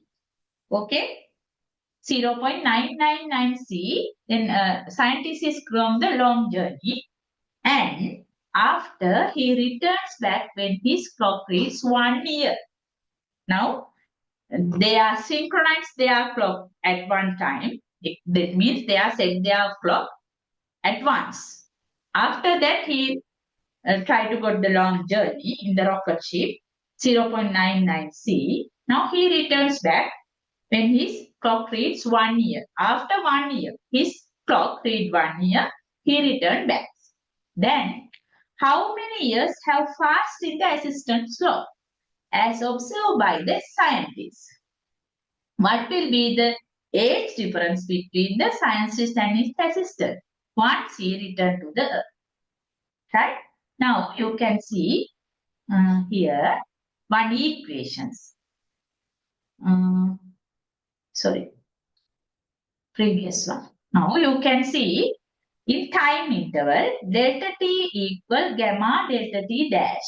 The gamma factor is related to the time dilations. Now you have to understand that about the gamma factor. Delta t means earth-based frame 1. Delta t dash means moving 1. So we know that moving clock runs slowly. More times is spent stationary 1. Then between the gamma factor is the combinations from delta t and delta t dash. You understand about this, right? Then moving object is delta t dash. Stationary one is delta t. Delta t spend more times. The equation is when we want to find the delta t, what shall we do? We know about the delta t dash. We can multiply by gamma because moving clocks is slowly one. The other one is higher one. Can you understand? Don't edit this equation. Please understand and you can do it, right? I will go board. Moving clocks run slowly. This is the moving one is t dash and other one is t. This is the stationary one. So time is high, this one. Time is low, this one, right? Then difference between this one is gamma factor. Equation is coming delta t equal gamma delta t dash. But don't edit this equation, think about this. Then moving clocks run slowly means delta t dash is the less time. If we want to find the stationary time, what we have to do, then between these two is only gamma factor. Then we have to think, this is the stationary one, this is the moving one, so more time is spent this one. So we have to multiply gamma delta t dash. Okay. Then if we know this one, if we know the time between delta t1 is 5 seconds. Delta t1 is, delta t time. We know delta t time. Then we want to find the t dash time. Delta t dash. Then we can go to this one. Moving clock runs slowly. So we have to find this one, t dash one. We know about delta t. then this is the moving one. So time is less than to this one. So what can we do? We want to find delta t dash. Delta t can divide by gamma because by dividing we have to put the less one. By multiplying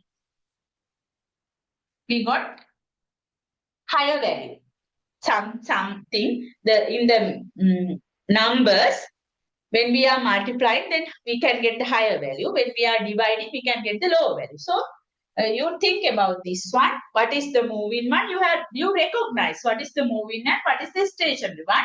So you think and multiply this. Don't addict the equation. Sometimes the equation, if you are addict the equation, you lost the correct answer. So think. Moving clocks run slowly. What is the higher value? Identify what is the higher value, what is the lower value. Then you can multiply you can divide this. Okay. Then here also we can do the same thing.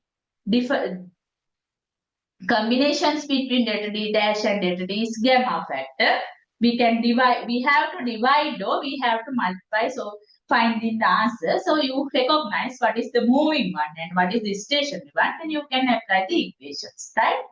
If we know the moving clock's time, then we want to find the stationary one. We think moving clock is run slowly, so the higher values should be come for the stationary one. So we have to multiply by gamma. And if we know about the stationary one, then what happens? Moving one is the less value. So we have to divide by gamma for the stationary one. I think it's the best way to understand the theory, right? Don't add the equations. Okay, now we will go again our story.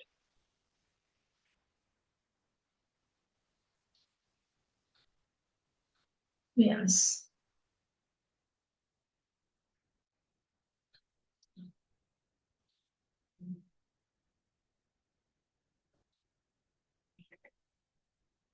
Here, right? Then in our question, then after the 1 year,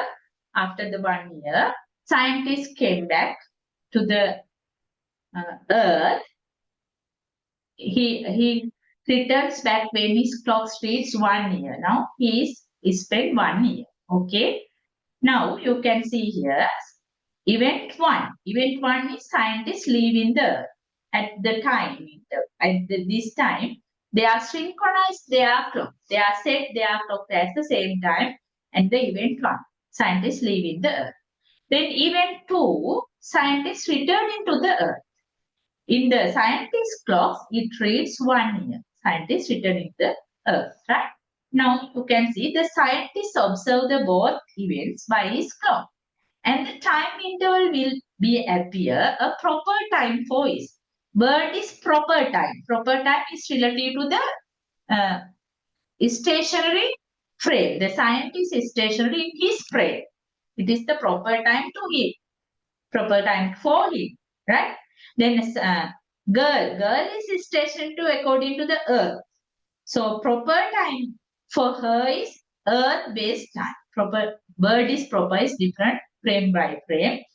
Someone is in stationary in any frame, it is called proper time or proper length like this, right? So delta t naught. Now you can see not delta t dash, delta t naught. That's why I am telling you don't add the equation and think it. Then delta t is 1 year. You can find the gamma here. V is 0.99c. Then we can find gamma. Delta t naught is 1 year. Then how we find the scientist timing? Moving clocks run slowly. 1 year is spent scientist. How we find the girls' time interval? For the event 2, scientists returning to the earth. What is the time in a girl's clock? How we find? Anyone can understand? Phyllis tell. It is multiplied by gamma or divided by gamma. Can answer? Don't look this one. Scientists spend 1 year. How we find the Earth time based on Earth frame? time based on girl's clock. How we find? Scientist in the moving frame. His clock is run slowly. His time is less value. Girl's time is more value. How we find the girl's time? Multiply by gamma or divide by gamma. Then what will we can do? We have to multiply. We have to multiply by gamma because moving clocks run slowly. Scientist clocks is run slowly. Then according to this one, stationary one is the girl's one. Sure, very good. Then we have to multiply by gamma, right? Then we can calculate gamma. Gamma is the Lorentz factor. 1 over 1 minus v squared c squared. Then we can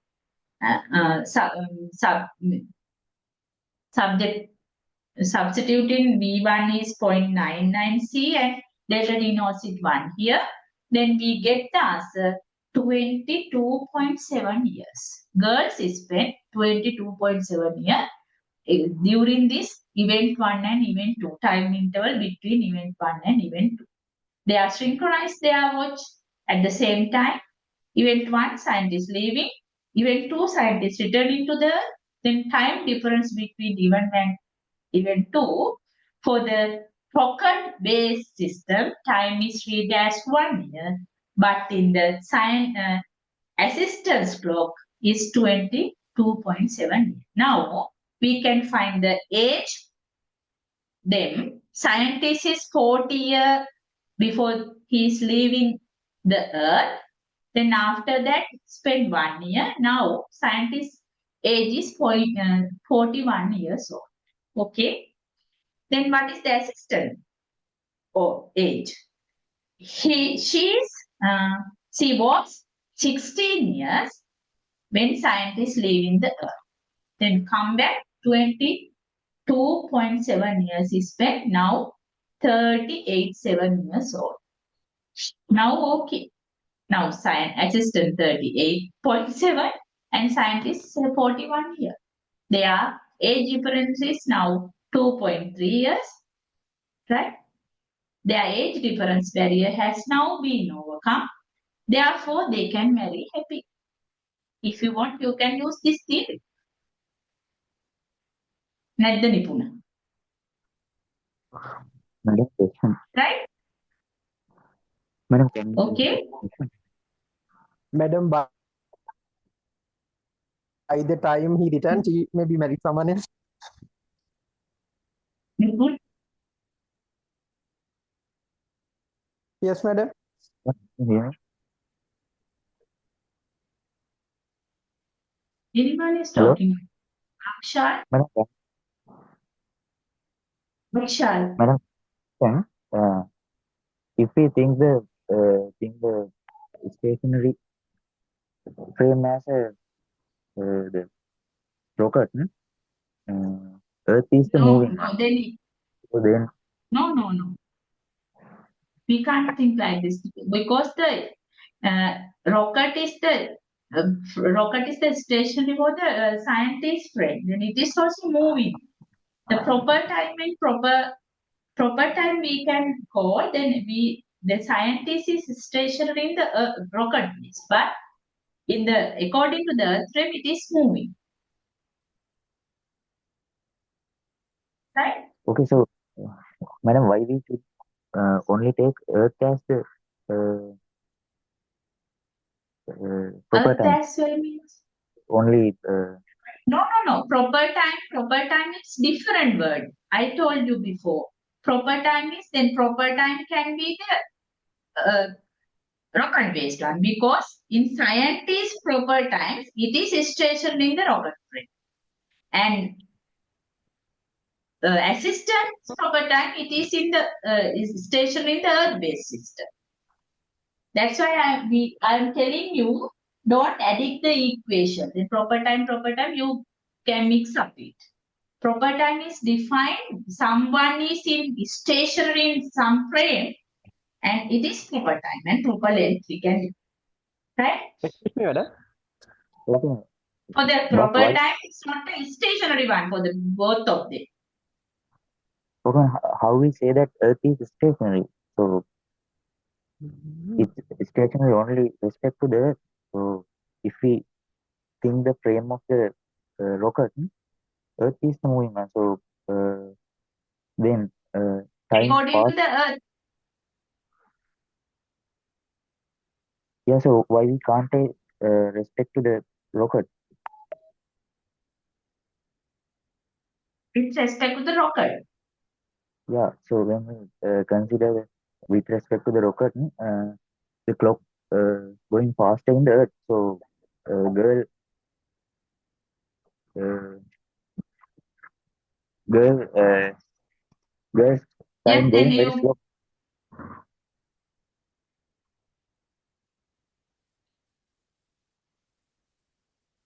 Excuse me, madam. Is it the point? yes, Vipul. Uh, Madam, proper times mean the time is spent according to their own watch. They are all frame. Yeah, their own. I mean, if they have some their own clock or something, according to that clock, is it correct? The proper time is measured in on rest frame. Yeah. Okay, okay. That's what I. It's on rest frame. That's what I. That- Then Akshay, we can calculate the other way around. The same they thing madam එයාලගේ අතේ ඔරලෝසුවක් යාලා බැඳගෙන හිටියොත් ඒකේ ගත වෙන කාලයනේ proper time එක විදිහට ගන්නෙ නේද මැඩම්? Oh, then මෙයා ඉන්නේ මේකනේ rocket frame එකේනේ. එයා ඒකේ rest එකේ. On frame එක. Proper time. එයාගේ අතේ ඔරලෝසුවක් තිබ්බොත් ඒකේ ගත වෙන කාලයනේ මේ ප්‍රොපර් ටයිම් එක වෙන්නේ. එයා පොළවේ ඉන්න කෙනාට එයාගේ අතේ ඔරලෝසුවක් තිබ්බොත් ඒ කාලයනේ වෙන්නේ. එහෙම නේද madam? Oh, measured in on rest frame.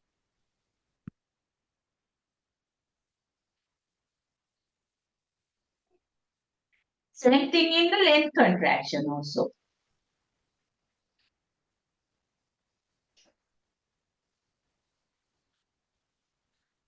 Then other example in the twin paradox. This is the paradox. Person on Earth, then here two twins. Then one is space traveler accelerate. Then he's going in space shuttle. Then after coming back, we can see one is younger than the other one. The twin paradox. So this has the other example for the time dilations. Right. Then you can see relativity of length and length contractions. Same thing happened. Shorter of the length when of motion with velocity v, someone it's same thing between from length. One is moving one and the other one is stationary one. It is we can see shorter of the length. Then proper length also we can define measured by an observer relative to the on rest frame, to the earned frame. Proper length which is measured by an inertial observer at rest relative to the probe. Right? Then same thing happened. The length contraction occurs only the direction of motion. This is very important. Length contraction occurs only in the direction of motions, right? The lengths normal to the direction of motion are not affected. We know that because y dash equal y z dash equal z same thing. This is the Lorentz factor between the short length and the other length is the fraction is Lorentz factor gamma. Right? We can multiply gamma or we can divide by gamma in the length. Right?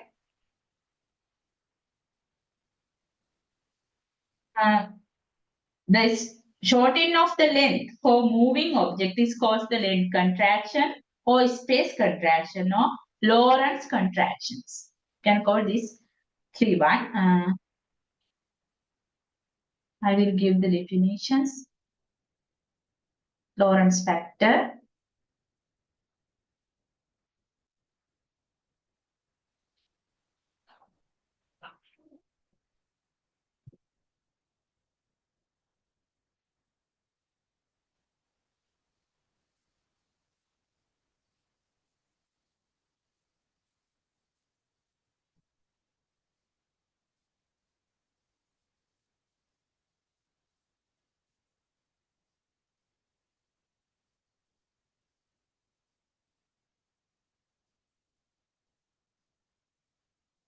Time dilations.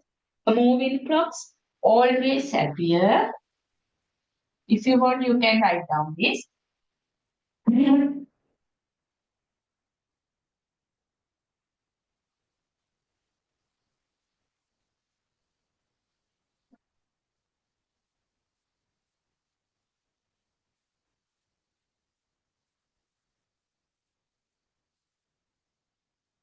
And more slowly than the identical clock.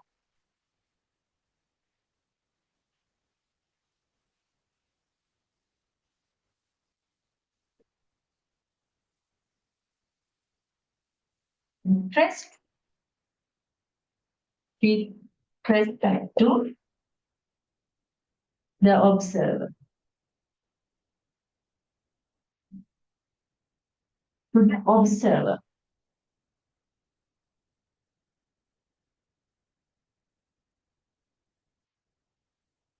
The time interval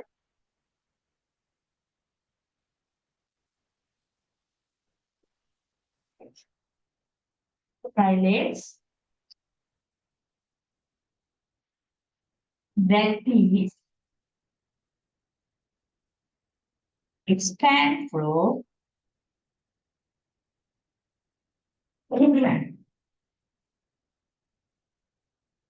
clock in motion.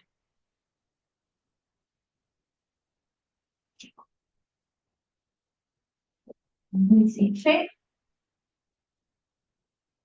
is called time dilations.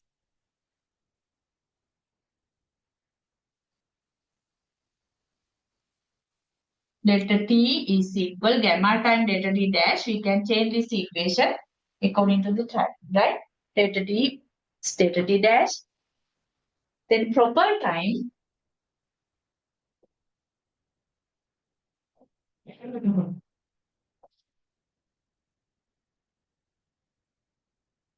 measured in on rest frame. It is important. On rest frame.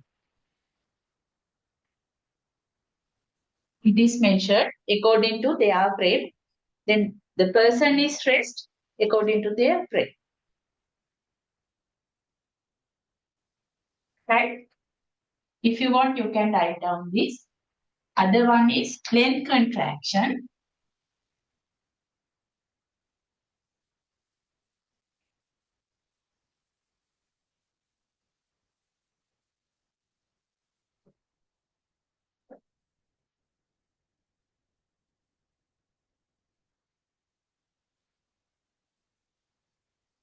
And space contraction or Lorentz contractions. Here, the station, the shortening of length. For moving objects,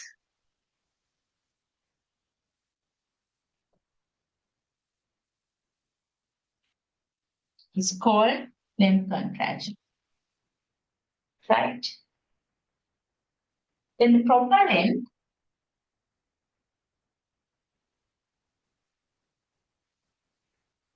measured by an observer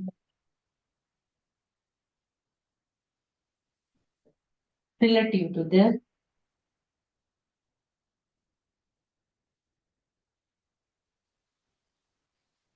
relative to the on frame, on rest frame.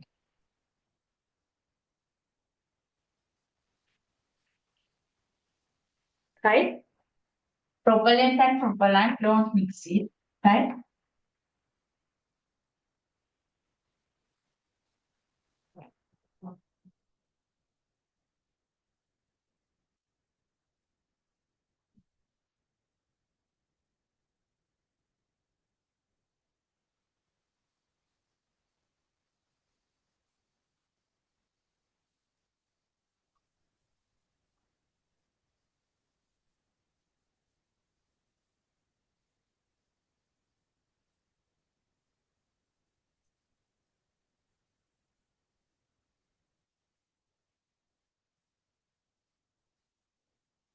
We will see some actions, right?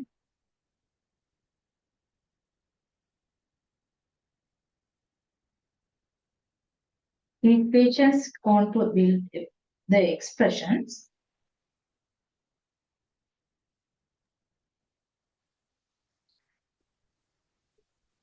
Madam අරක ආයෙ පොඩ්ඩක් පැහැදිලි කරන්න පුළුවන්ද? Other madam ඒකෙදි මේ අපි proper time එකක් ගැන කියද්දි අනිවාර්යයෙන්ම තුන්වෙනි ඔබ්සර්වර් කෙනෙක් ඉන්න ඕනද? නැත්නම් අර අපි ගන්න දෙන්නගෙන් එක්කෙනෙක්ගෙන් ප්‍රොපර් ටයිම් එක කියන්න පුළුවන්ද අපිට? per නැත්නම් time තුන්වෙනි එක කියන්නේ එයා ඉන්න rest frame එකේ කියන්නේ. තුන්වෙනි observer කෙනෙක් ඕනේ නැහැනේ. නේද? හිතන්න මැඩම් චුට්ටක්. එහෙම වුණොත් පළවෙනි කියන්නේ අපි ගන්න සාපේක්ෂව හිතන කෙනා හැම වෙලේම නිශ්චලයින් මැඩම්. එහෙම වුණාම එයාට සාපේක්ෂව සාපේක්ෂව හිතන කෙනෙක් කොහොමද හැම කියන්නේ? එයාට වෙලේම නිශ්චලයි. නෑ දැන් එයා rocket frame එකේ යනවා නම් එයා rocket frame එක ඇතුළේ නිශ්චලයිනේ. ඔව් මැඩම්. එහෙම වෙනකොට on rest පෘථිවිය frame යන චලනය කියන්නේ ඒක. නෑ එයා rocket එක ඇතුළේ නම් rocket frame එකට සාපේක්ෂව එයා නිශ්චලයි. on rest frame කියන්නේ ඒක. හරි. එතකොට මැඩම් එයා එහා මෙහා යන්නේ නෑනේ ඒක ඇතුලේ අරයට සාපේක්ෂව එයා එහා මෙහා යන්නේ නෑ.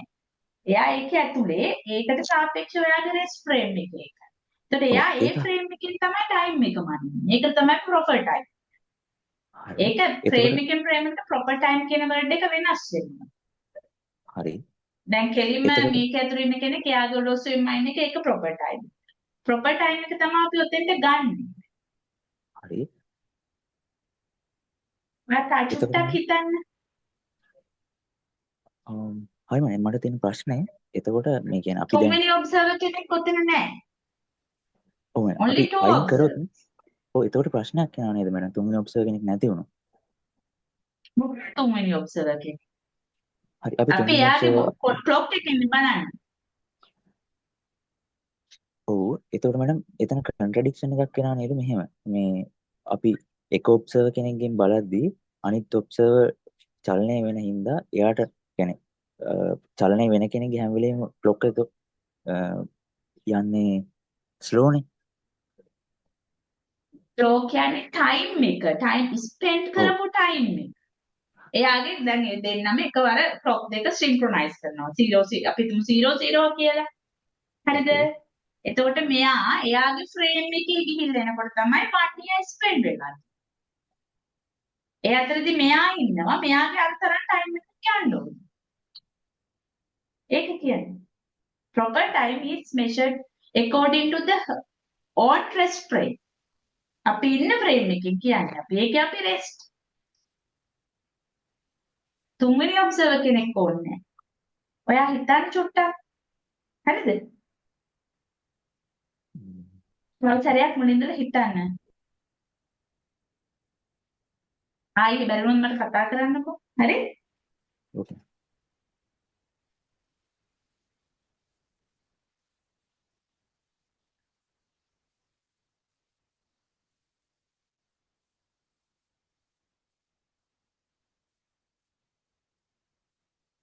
හරිද අක්ෂල්? ඕකේ madam thank you very much.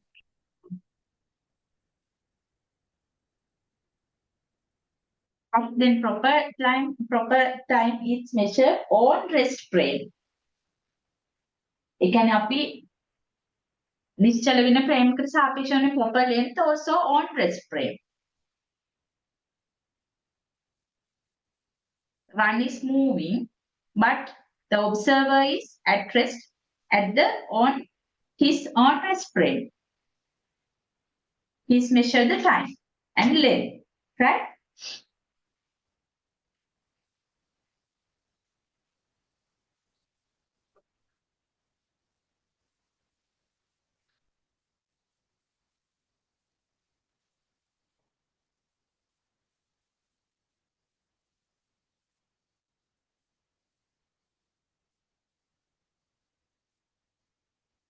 Then we can derive an expression of the time dilation and then contraction equations using the Lorentz transformations, right? Yes, spell this one. According to the Lorentz transformation equation, we can consider each observer in frame S and S dash respect to their stick down along his respective x-axis, putting the left hand XL and right hand XR in according to the observer S.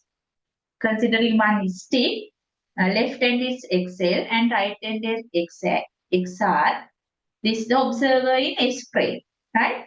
Then the system is the observer measures his or her stick to be L naught is equal XR minus XL. And similarly, we can take the right hand is XL dash and left hand is XL dash and right hand is XR dash according to the S dash observer. Then observer measures his stick. L naught is XR dash minus XL dash. These two are rest in their own frames, right? Then according to the S dash, XR dash minus XL dash, and according to the observer in S, XR minus XL, right? Then we can apply Lorentz equation, Lorentz transformations. This is moving along the x-axis with velocity v. So we can apply Lorentz transformation to the observer S. Then XR dash minus XL dash. This is the delta X dash equal X minus VT over gamma. Sorry, gamma times X minus VT. Lorentz equations. Then we can apply here. Where both ends of sticks must be measured simultaneously. And L naught dash is equal XR dash minus XL dash. And L equals XR minus XL. Then equation coming as gamma L diagonals, right? And also L naught over gamma, right? Then don't edit this equation. Think about then moving stick strings. Here L naught is greater than L. The moving stick is. The moving sticks is L. So we can find L value L naught divided by gamma. Or L naught can find L multiplied by gamma, right? Before going to the velocity transformation, we will discuss some questions. Okay.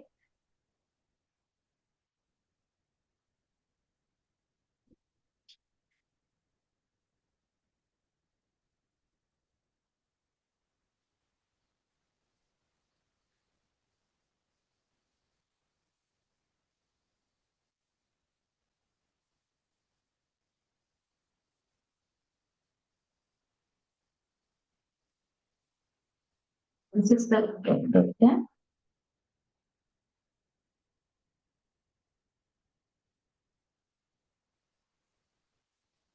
Erwin expressions.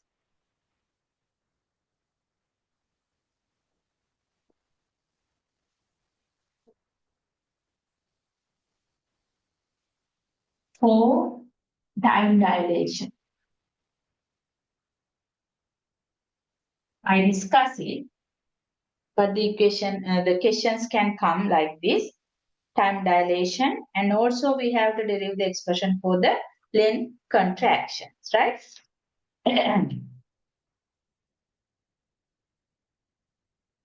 We can apply. I will explain briefly because you can follow your course materials. And S dash here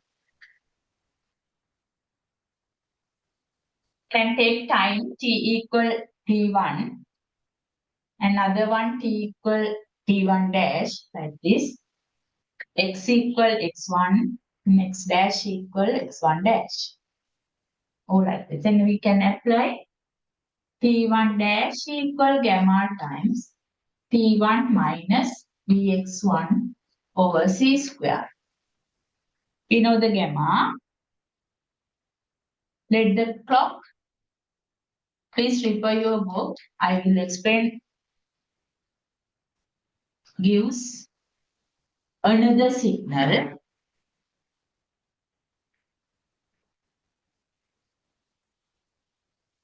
At time t2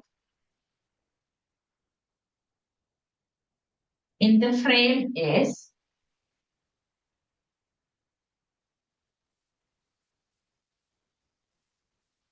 when the corresponding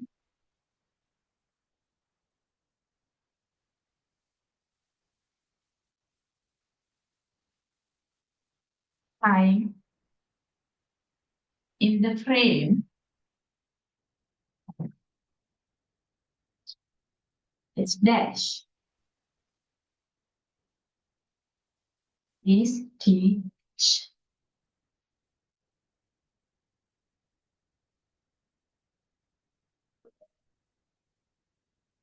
Then you can apply Lorentz equation for the T2 dash and T1 dash. Then we can get delta T dash. You can follow the book.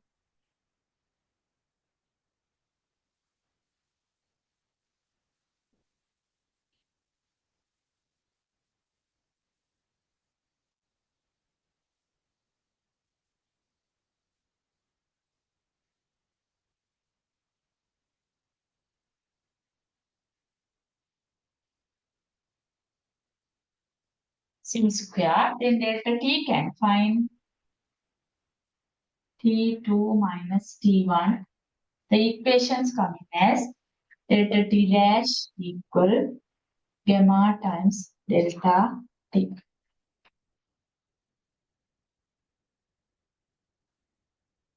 With this, we can derive the equation, and also I explained how we take the length contraction equation, then you can derive the length contraction equation also, right? Then other one is important theory. This is very important. Then also you can follow the book. Simultaneity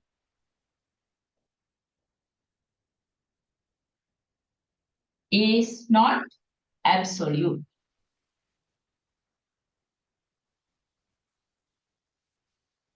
Simultaneity is not absolute. We can prove this using the Lorentz transformation, right? We will see. This is very important. We know simultaneity is not absolute one. We can prove this using Lorentz transformation equations, right? Let two events, we can take two events occur simultaneously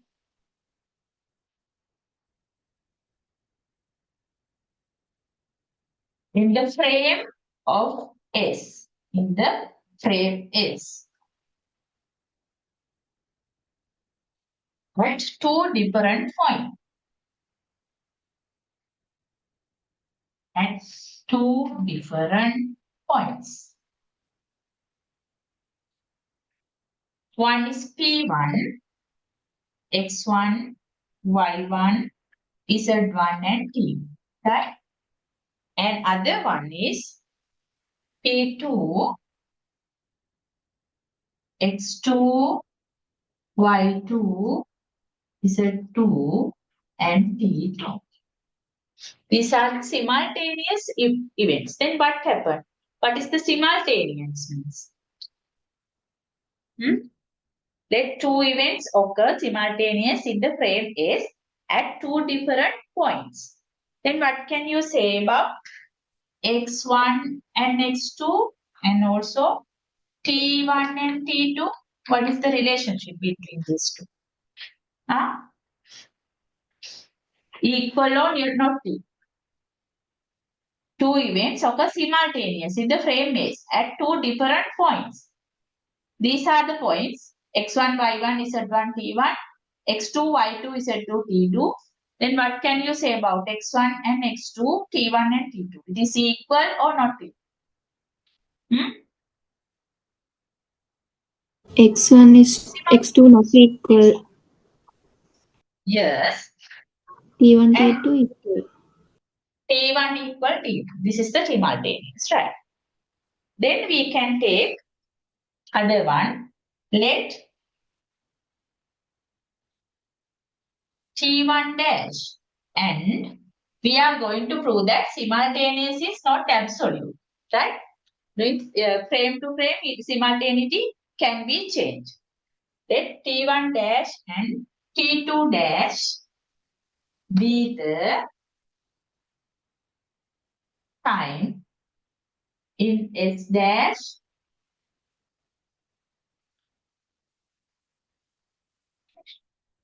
corresponding to the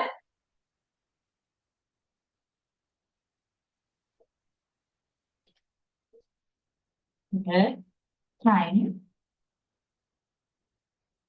T1 and T2 in S, right?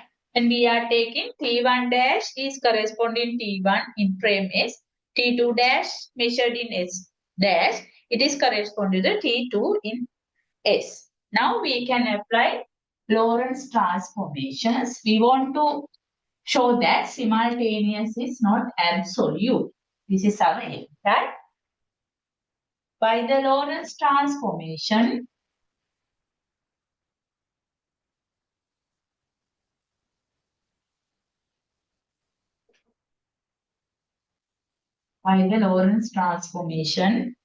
we can write T1 dash equal gamma times T1 minus Vx1 over C square. And also can write T2 dash equal gamma times T2 minus Vx2 over C square. Now we just want to find matrix.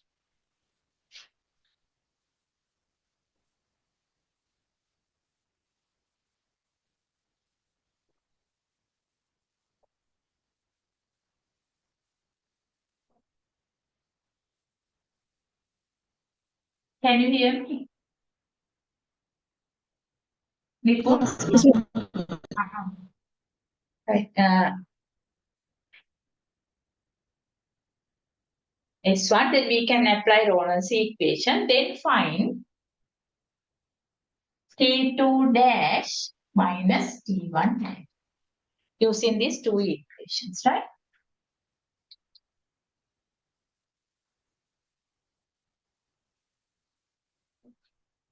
Then we can, according to these two, T2 is equal T2 dash minus T1 dash equal gamma times T2 minus T1 plus gamma V over C squared x1 minus x2. We know that for this event is simultaneous according to the frame S, it means T2 equal T1. The conditions. Then T2 dash minus T1 dash equal gamma times, this is going to 0, V over C squared x1 minus x2. But we know that x1, since x1 not equal x2, then what happened? We have T2 dash not equal T1 dash. It means same two events are simultaneous in the frame S are not simultaneous in the frame S dash. We can conclude this.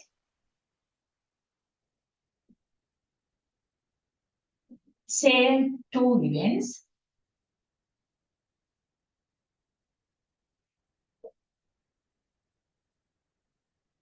which are simultaneous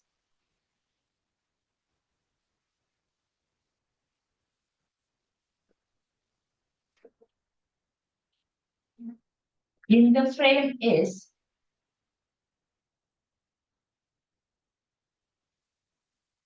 are not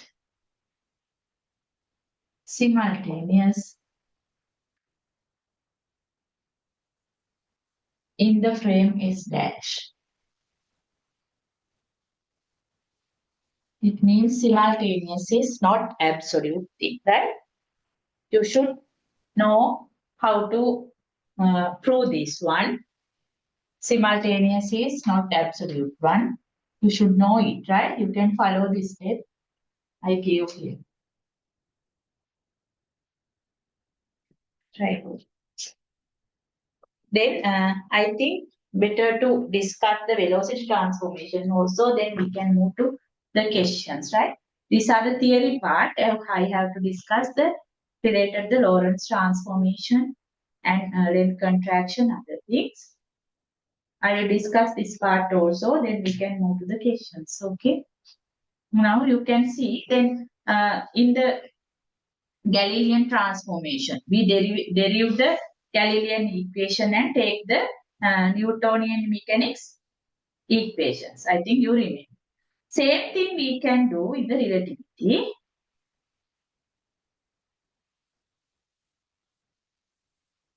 When we have the set of Lorentz transformation equations, x equal gamma x dash plus vt, here the Lorentz coordinates transformation to derive the relationship between the velocities that two observers in different inertial frames S and S dash would measure by the same motion of the moving objects. We can take in the differentiation of the Lorentz transformation. We can take the Lorentz transformation velocities. Transformation of velocities we can take, right? Then after that, relativistic velocity addition law can apply. Then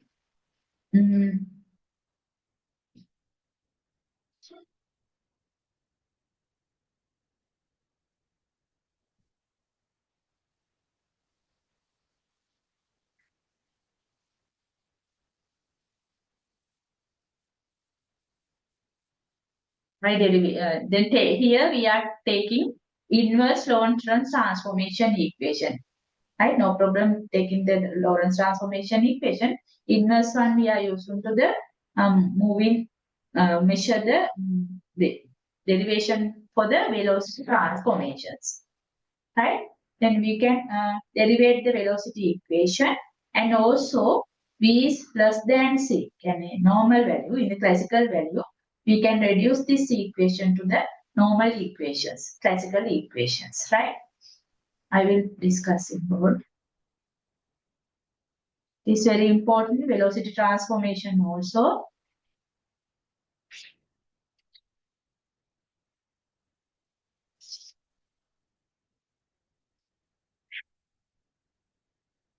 Transformation of velocities.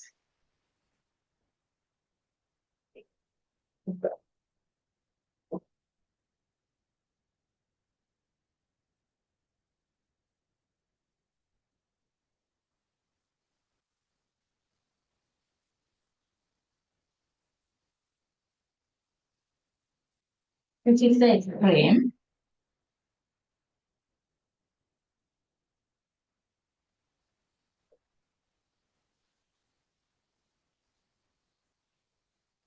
It's that frame.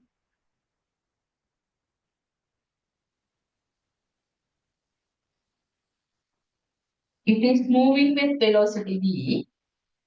We considering one event P, just like a bomb explosion. Event P, right? We can measure event P with respect to the S frame. Coordinates are x, y, z, and t. And also we can measure event P with respect to S dash,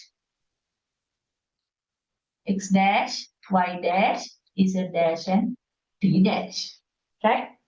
And also can take other event 2, P1 and P2 also, x,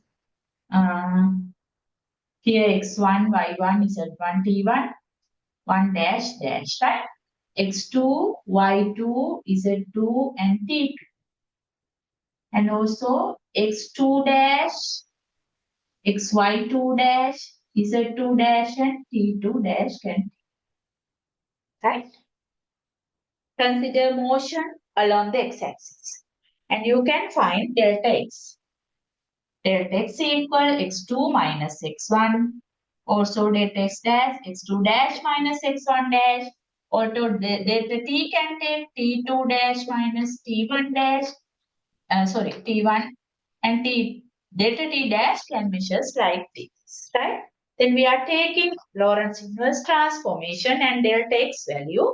And you can take delta x equal gamma times delta x dash plus v delta t dash. And delta t can take difference between P1 and P2 event. Gamma times delta t dash plus v delta x dash over c square. Now we know delta x over delta t. We can take delta x over delta t. Delta x over delta t divided by this. Gamma gamma cancel out. And also we can divide by delta t dash. Gamma gamma cancel out. And again I am dividing this. Dividing by delta t dash. Okay. Both up and down we can divide by delta t dash.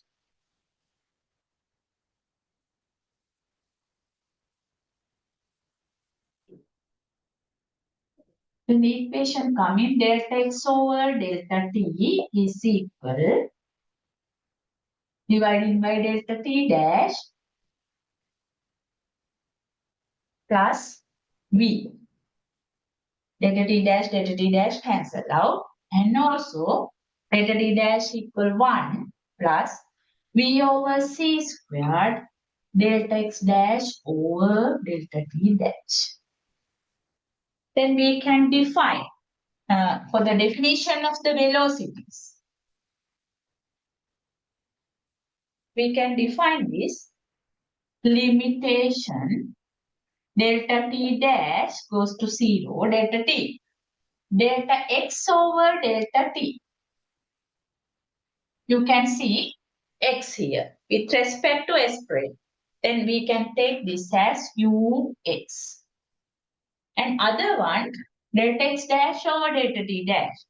Limitation of delta t dash goes to 0. Delta x dash over delta t dash come as ux dash. With respect to s dash prime because dash here. Right? Velocity of the particle in the s prime.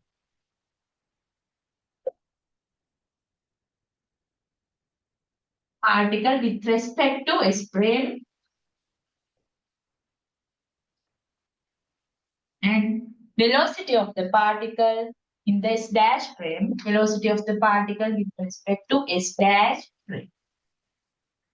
Then relativistic velocity law, we can take ux equal ux dash plus v divided by 1 plus v ux dash over c square. Then you have to remember this equation and also the derivation. Sorry. ux dash plus v over 1 plus v ux dash over c square. Relativistic velocity law, right?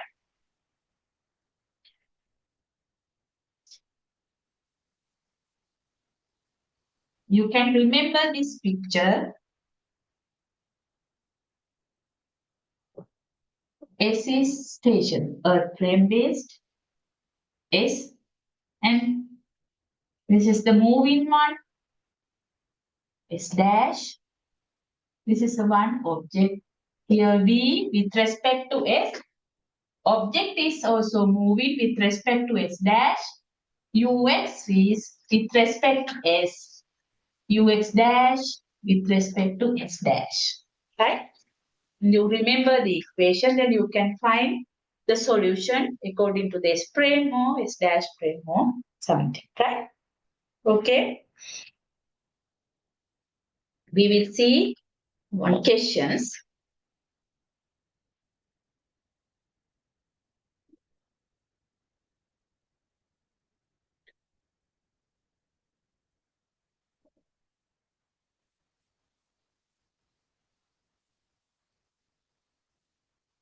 I will discuss three or four questions related to the Lorentz transformation, time dilation, length contraction, and velocity transformation. Next day, study this well, and we will discuss that part and some more questions, right?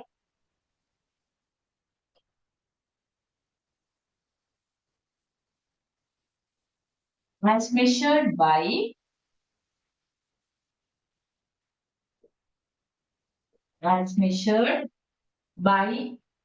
O. A flash bulb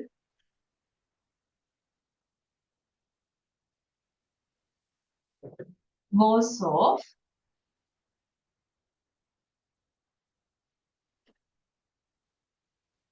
x equal 10 kilometer, y equal 10 kilometer,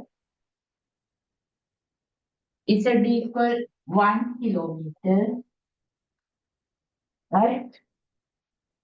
T equal 5 into 10 minus 4 seconds. Small question, right? What are the coordinates?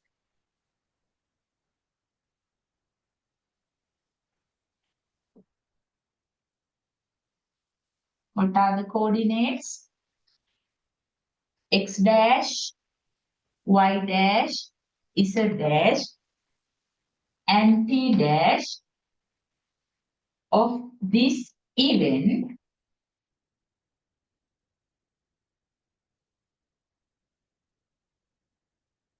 as determined by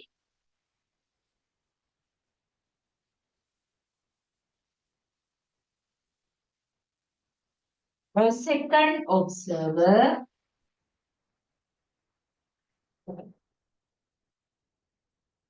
O dash having relativity, having relative to O at minus 0.8 C along the common x-axis. Along the common x-axis. How can we solve this equation? As measured by O, a flashby goes off x equal 10 kilometer, y 10, z equal 1. Time is given, but this observer is moving. Sorry, coordinates. What are the coordinates? X dash, y dash, z dash, and t dash of this event as determined by the second observer. O dash having relative to the O at 0.8 c along the relative velocity. Sorry, having relative velocity. 0.8 c minus, right? Along the common x-axis. How we find? What are the equation we can use? What are the equation we can use here?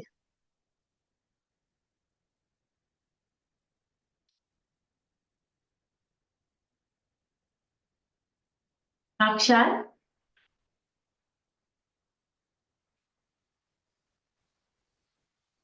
How we find x dash, y dash, z dash, and t dash? What are the equation can use? Newtonian equation. Sorry. Set of equation we explain. Newtonian mechanism. Newtonian mechanics. Newtonian mechanics can do it. What is the velocity? C is the velocity of light, 0.8 c. C is the velocity of light. This is very much close to the velocity of light.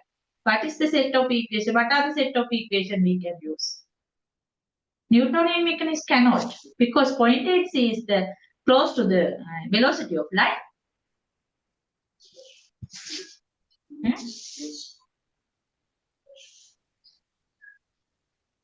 What are the equations set we can use? Gamma, Nirmal? gamma related Yeah. equation and V gamma equal 1 upon 1 minus V2 V square divided by C square. That equation and that is square root. Yes. What is the And equation that we call? that Lorentz transformation equations. Can you remember? Gamma related equation means Lorentz transformation equation. We can add, right? Okay.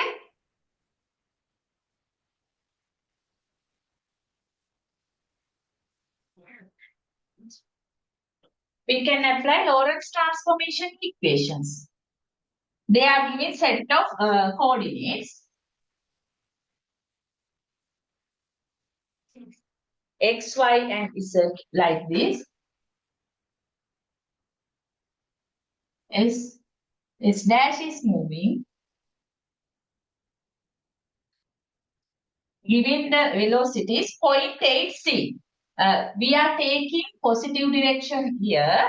So minus 0.8 c. We can mark like this. Say, okay, right? If not, you are, I think you are change the sign. Then that's why I am taking like this, right? Common x and x dash directions is moving with velocity v. The given flash bulb goes off. Y equal 10. Given some events x, y, z and t. They are asking the events x dash, y dash, z dash and t dash with respect to s dash. So we can take Lorentz transformation equation. X dash equal gamma times x minus vt. One equation. This is goes along this axis. Then x dash can find like this. Gamma is equal 1 over 1 minus v squared over c squared. So we can find gamma 0.8 squared.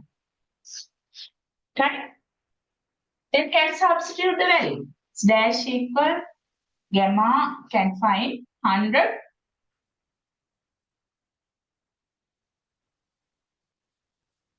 100 or 10.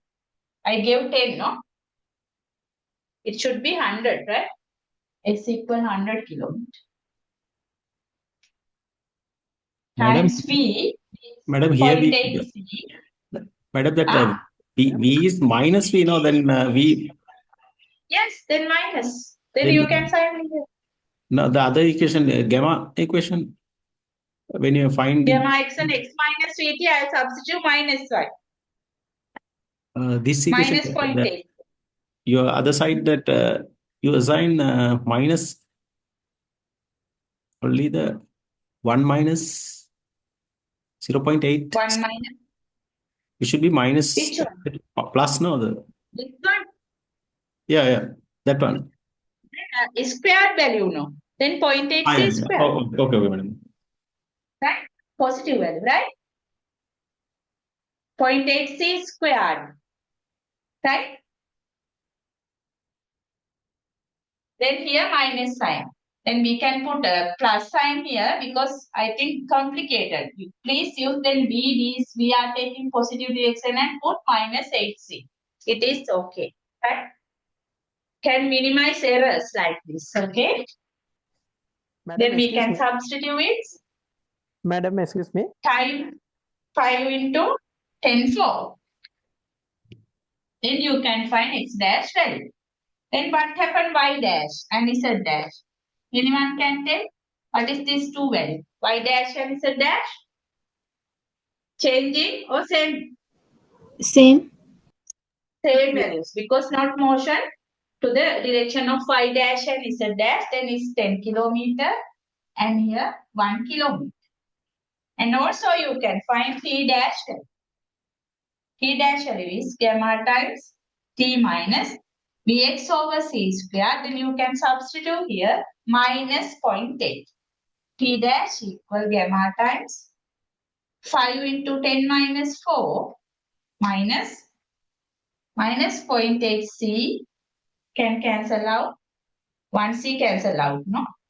Into 100 divided by c. Then you can apply Lorentz equations. madam. Okay, this is the very simple questions. I want to understand what how we apply for this one. Right? Very Excuse me, simple madam. questions. Yes. Madam, since this is a light bulb, shouldn't we consider all the three directions, not only just X? But moving is S dash prime is moving on one side.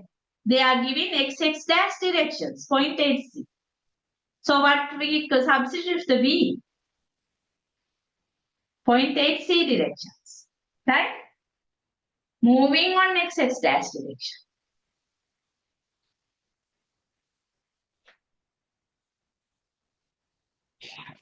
Sorry, madam, I didn't get that. Moving, what moving we consider? Dash is Like, moving. We measuring. Question is asking with respect to S dash. S dash is moving in X dash direction. So coordinates is changing only the X dash. System is not changing to the Y and Z direction. Right? okay, madam. I will try.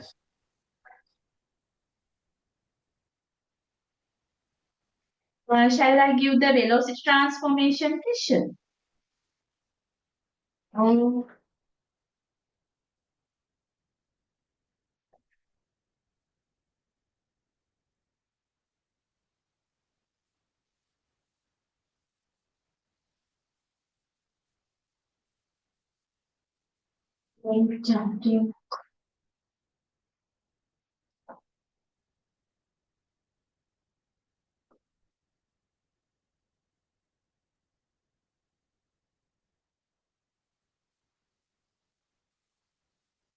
No, I will put some questions in Learn OUSL, right? Can you try the questions? And next day we will discuss this part and other 2 sessions. Okay? I think it's better. Lorentz transformation equation, length contraction, velocity transformation, some questions. 5 questions I will explain the tomorrow. Learn OSL. Please try these things. Okay? Then we will discuss in the next day. I Madam, think it's better. Follow the theory or the theories and your course material. Also, Okay? madam, can we have the day school recording? Yes. And the Learn OSL. Thank you. I think it's better.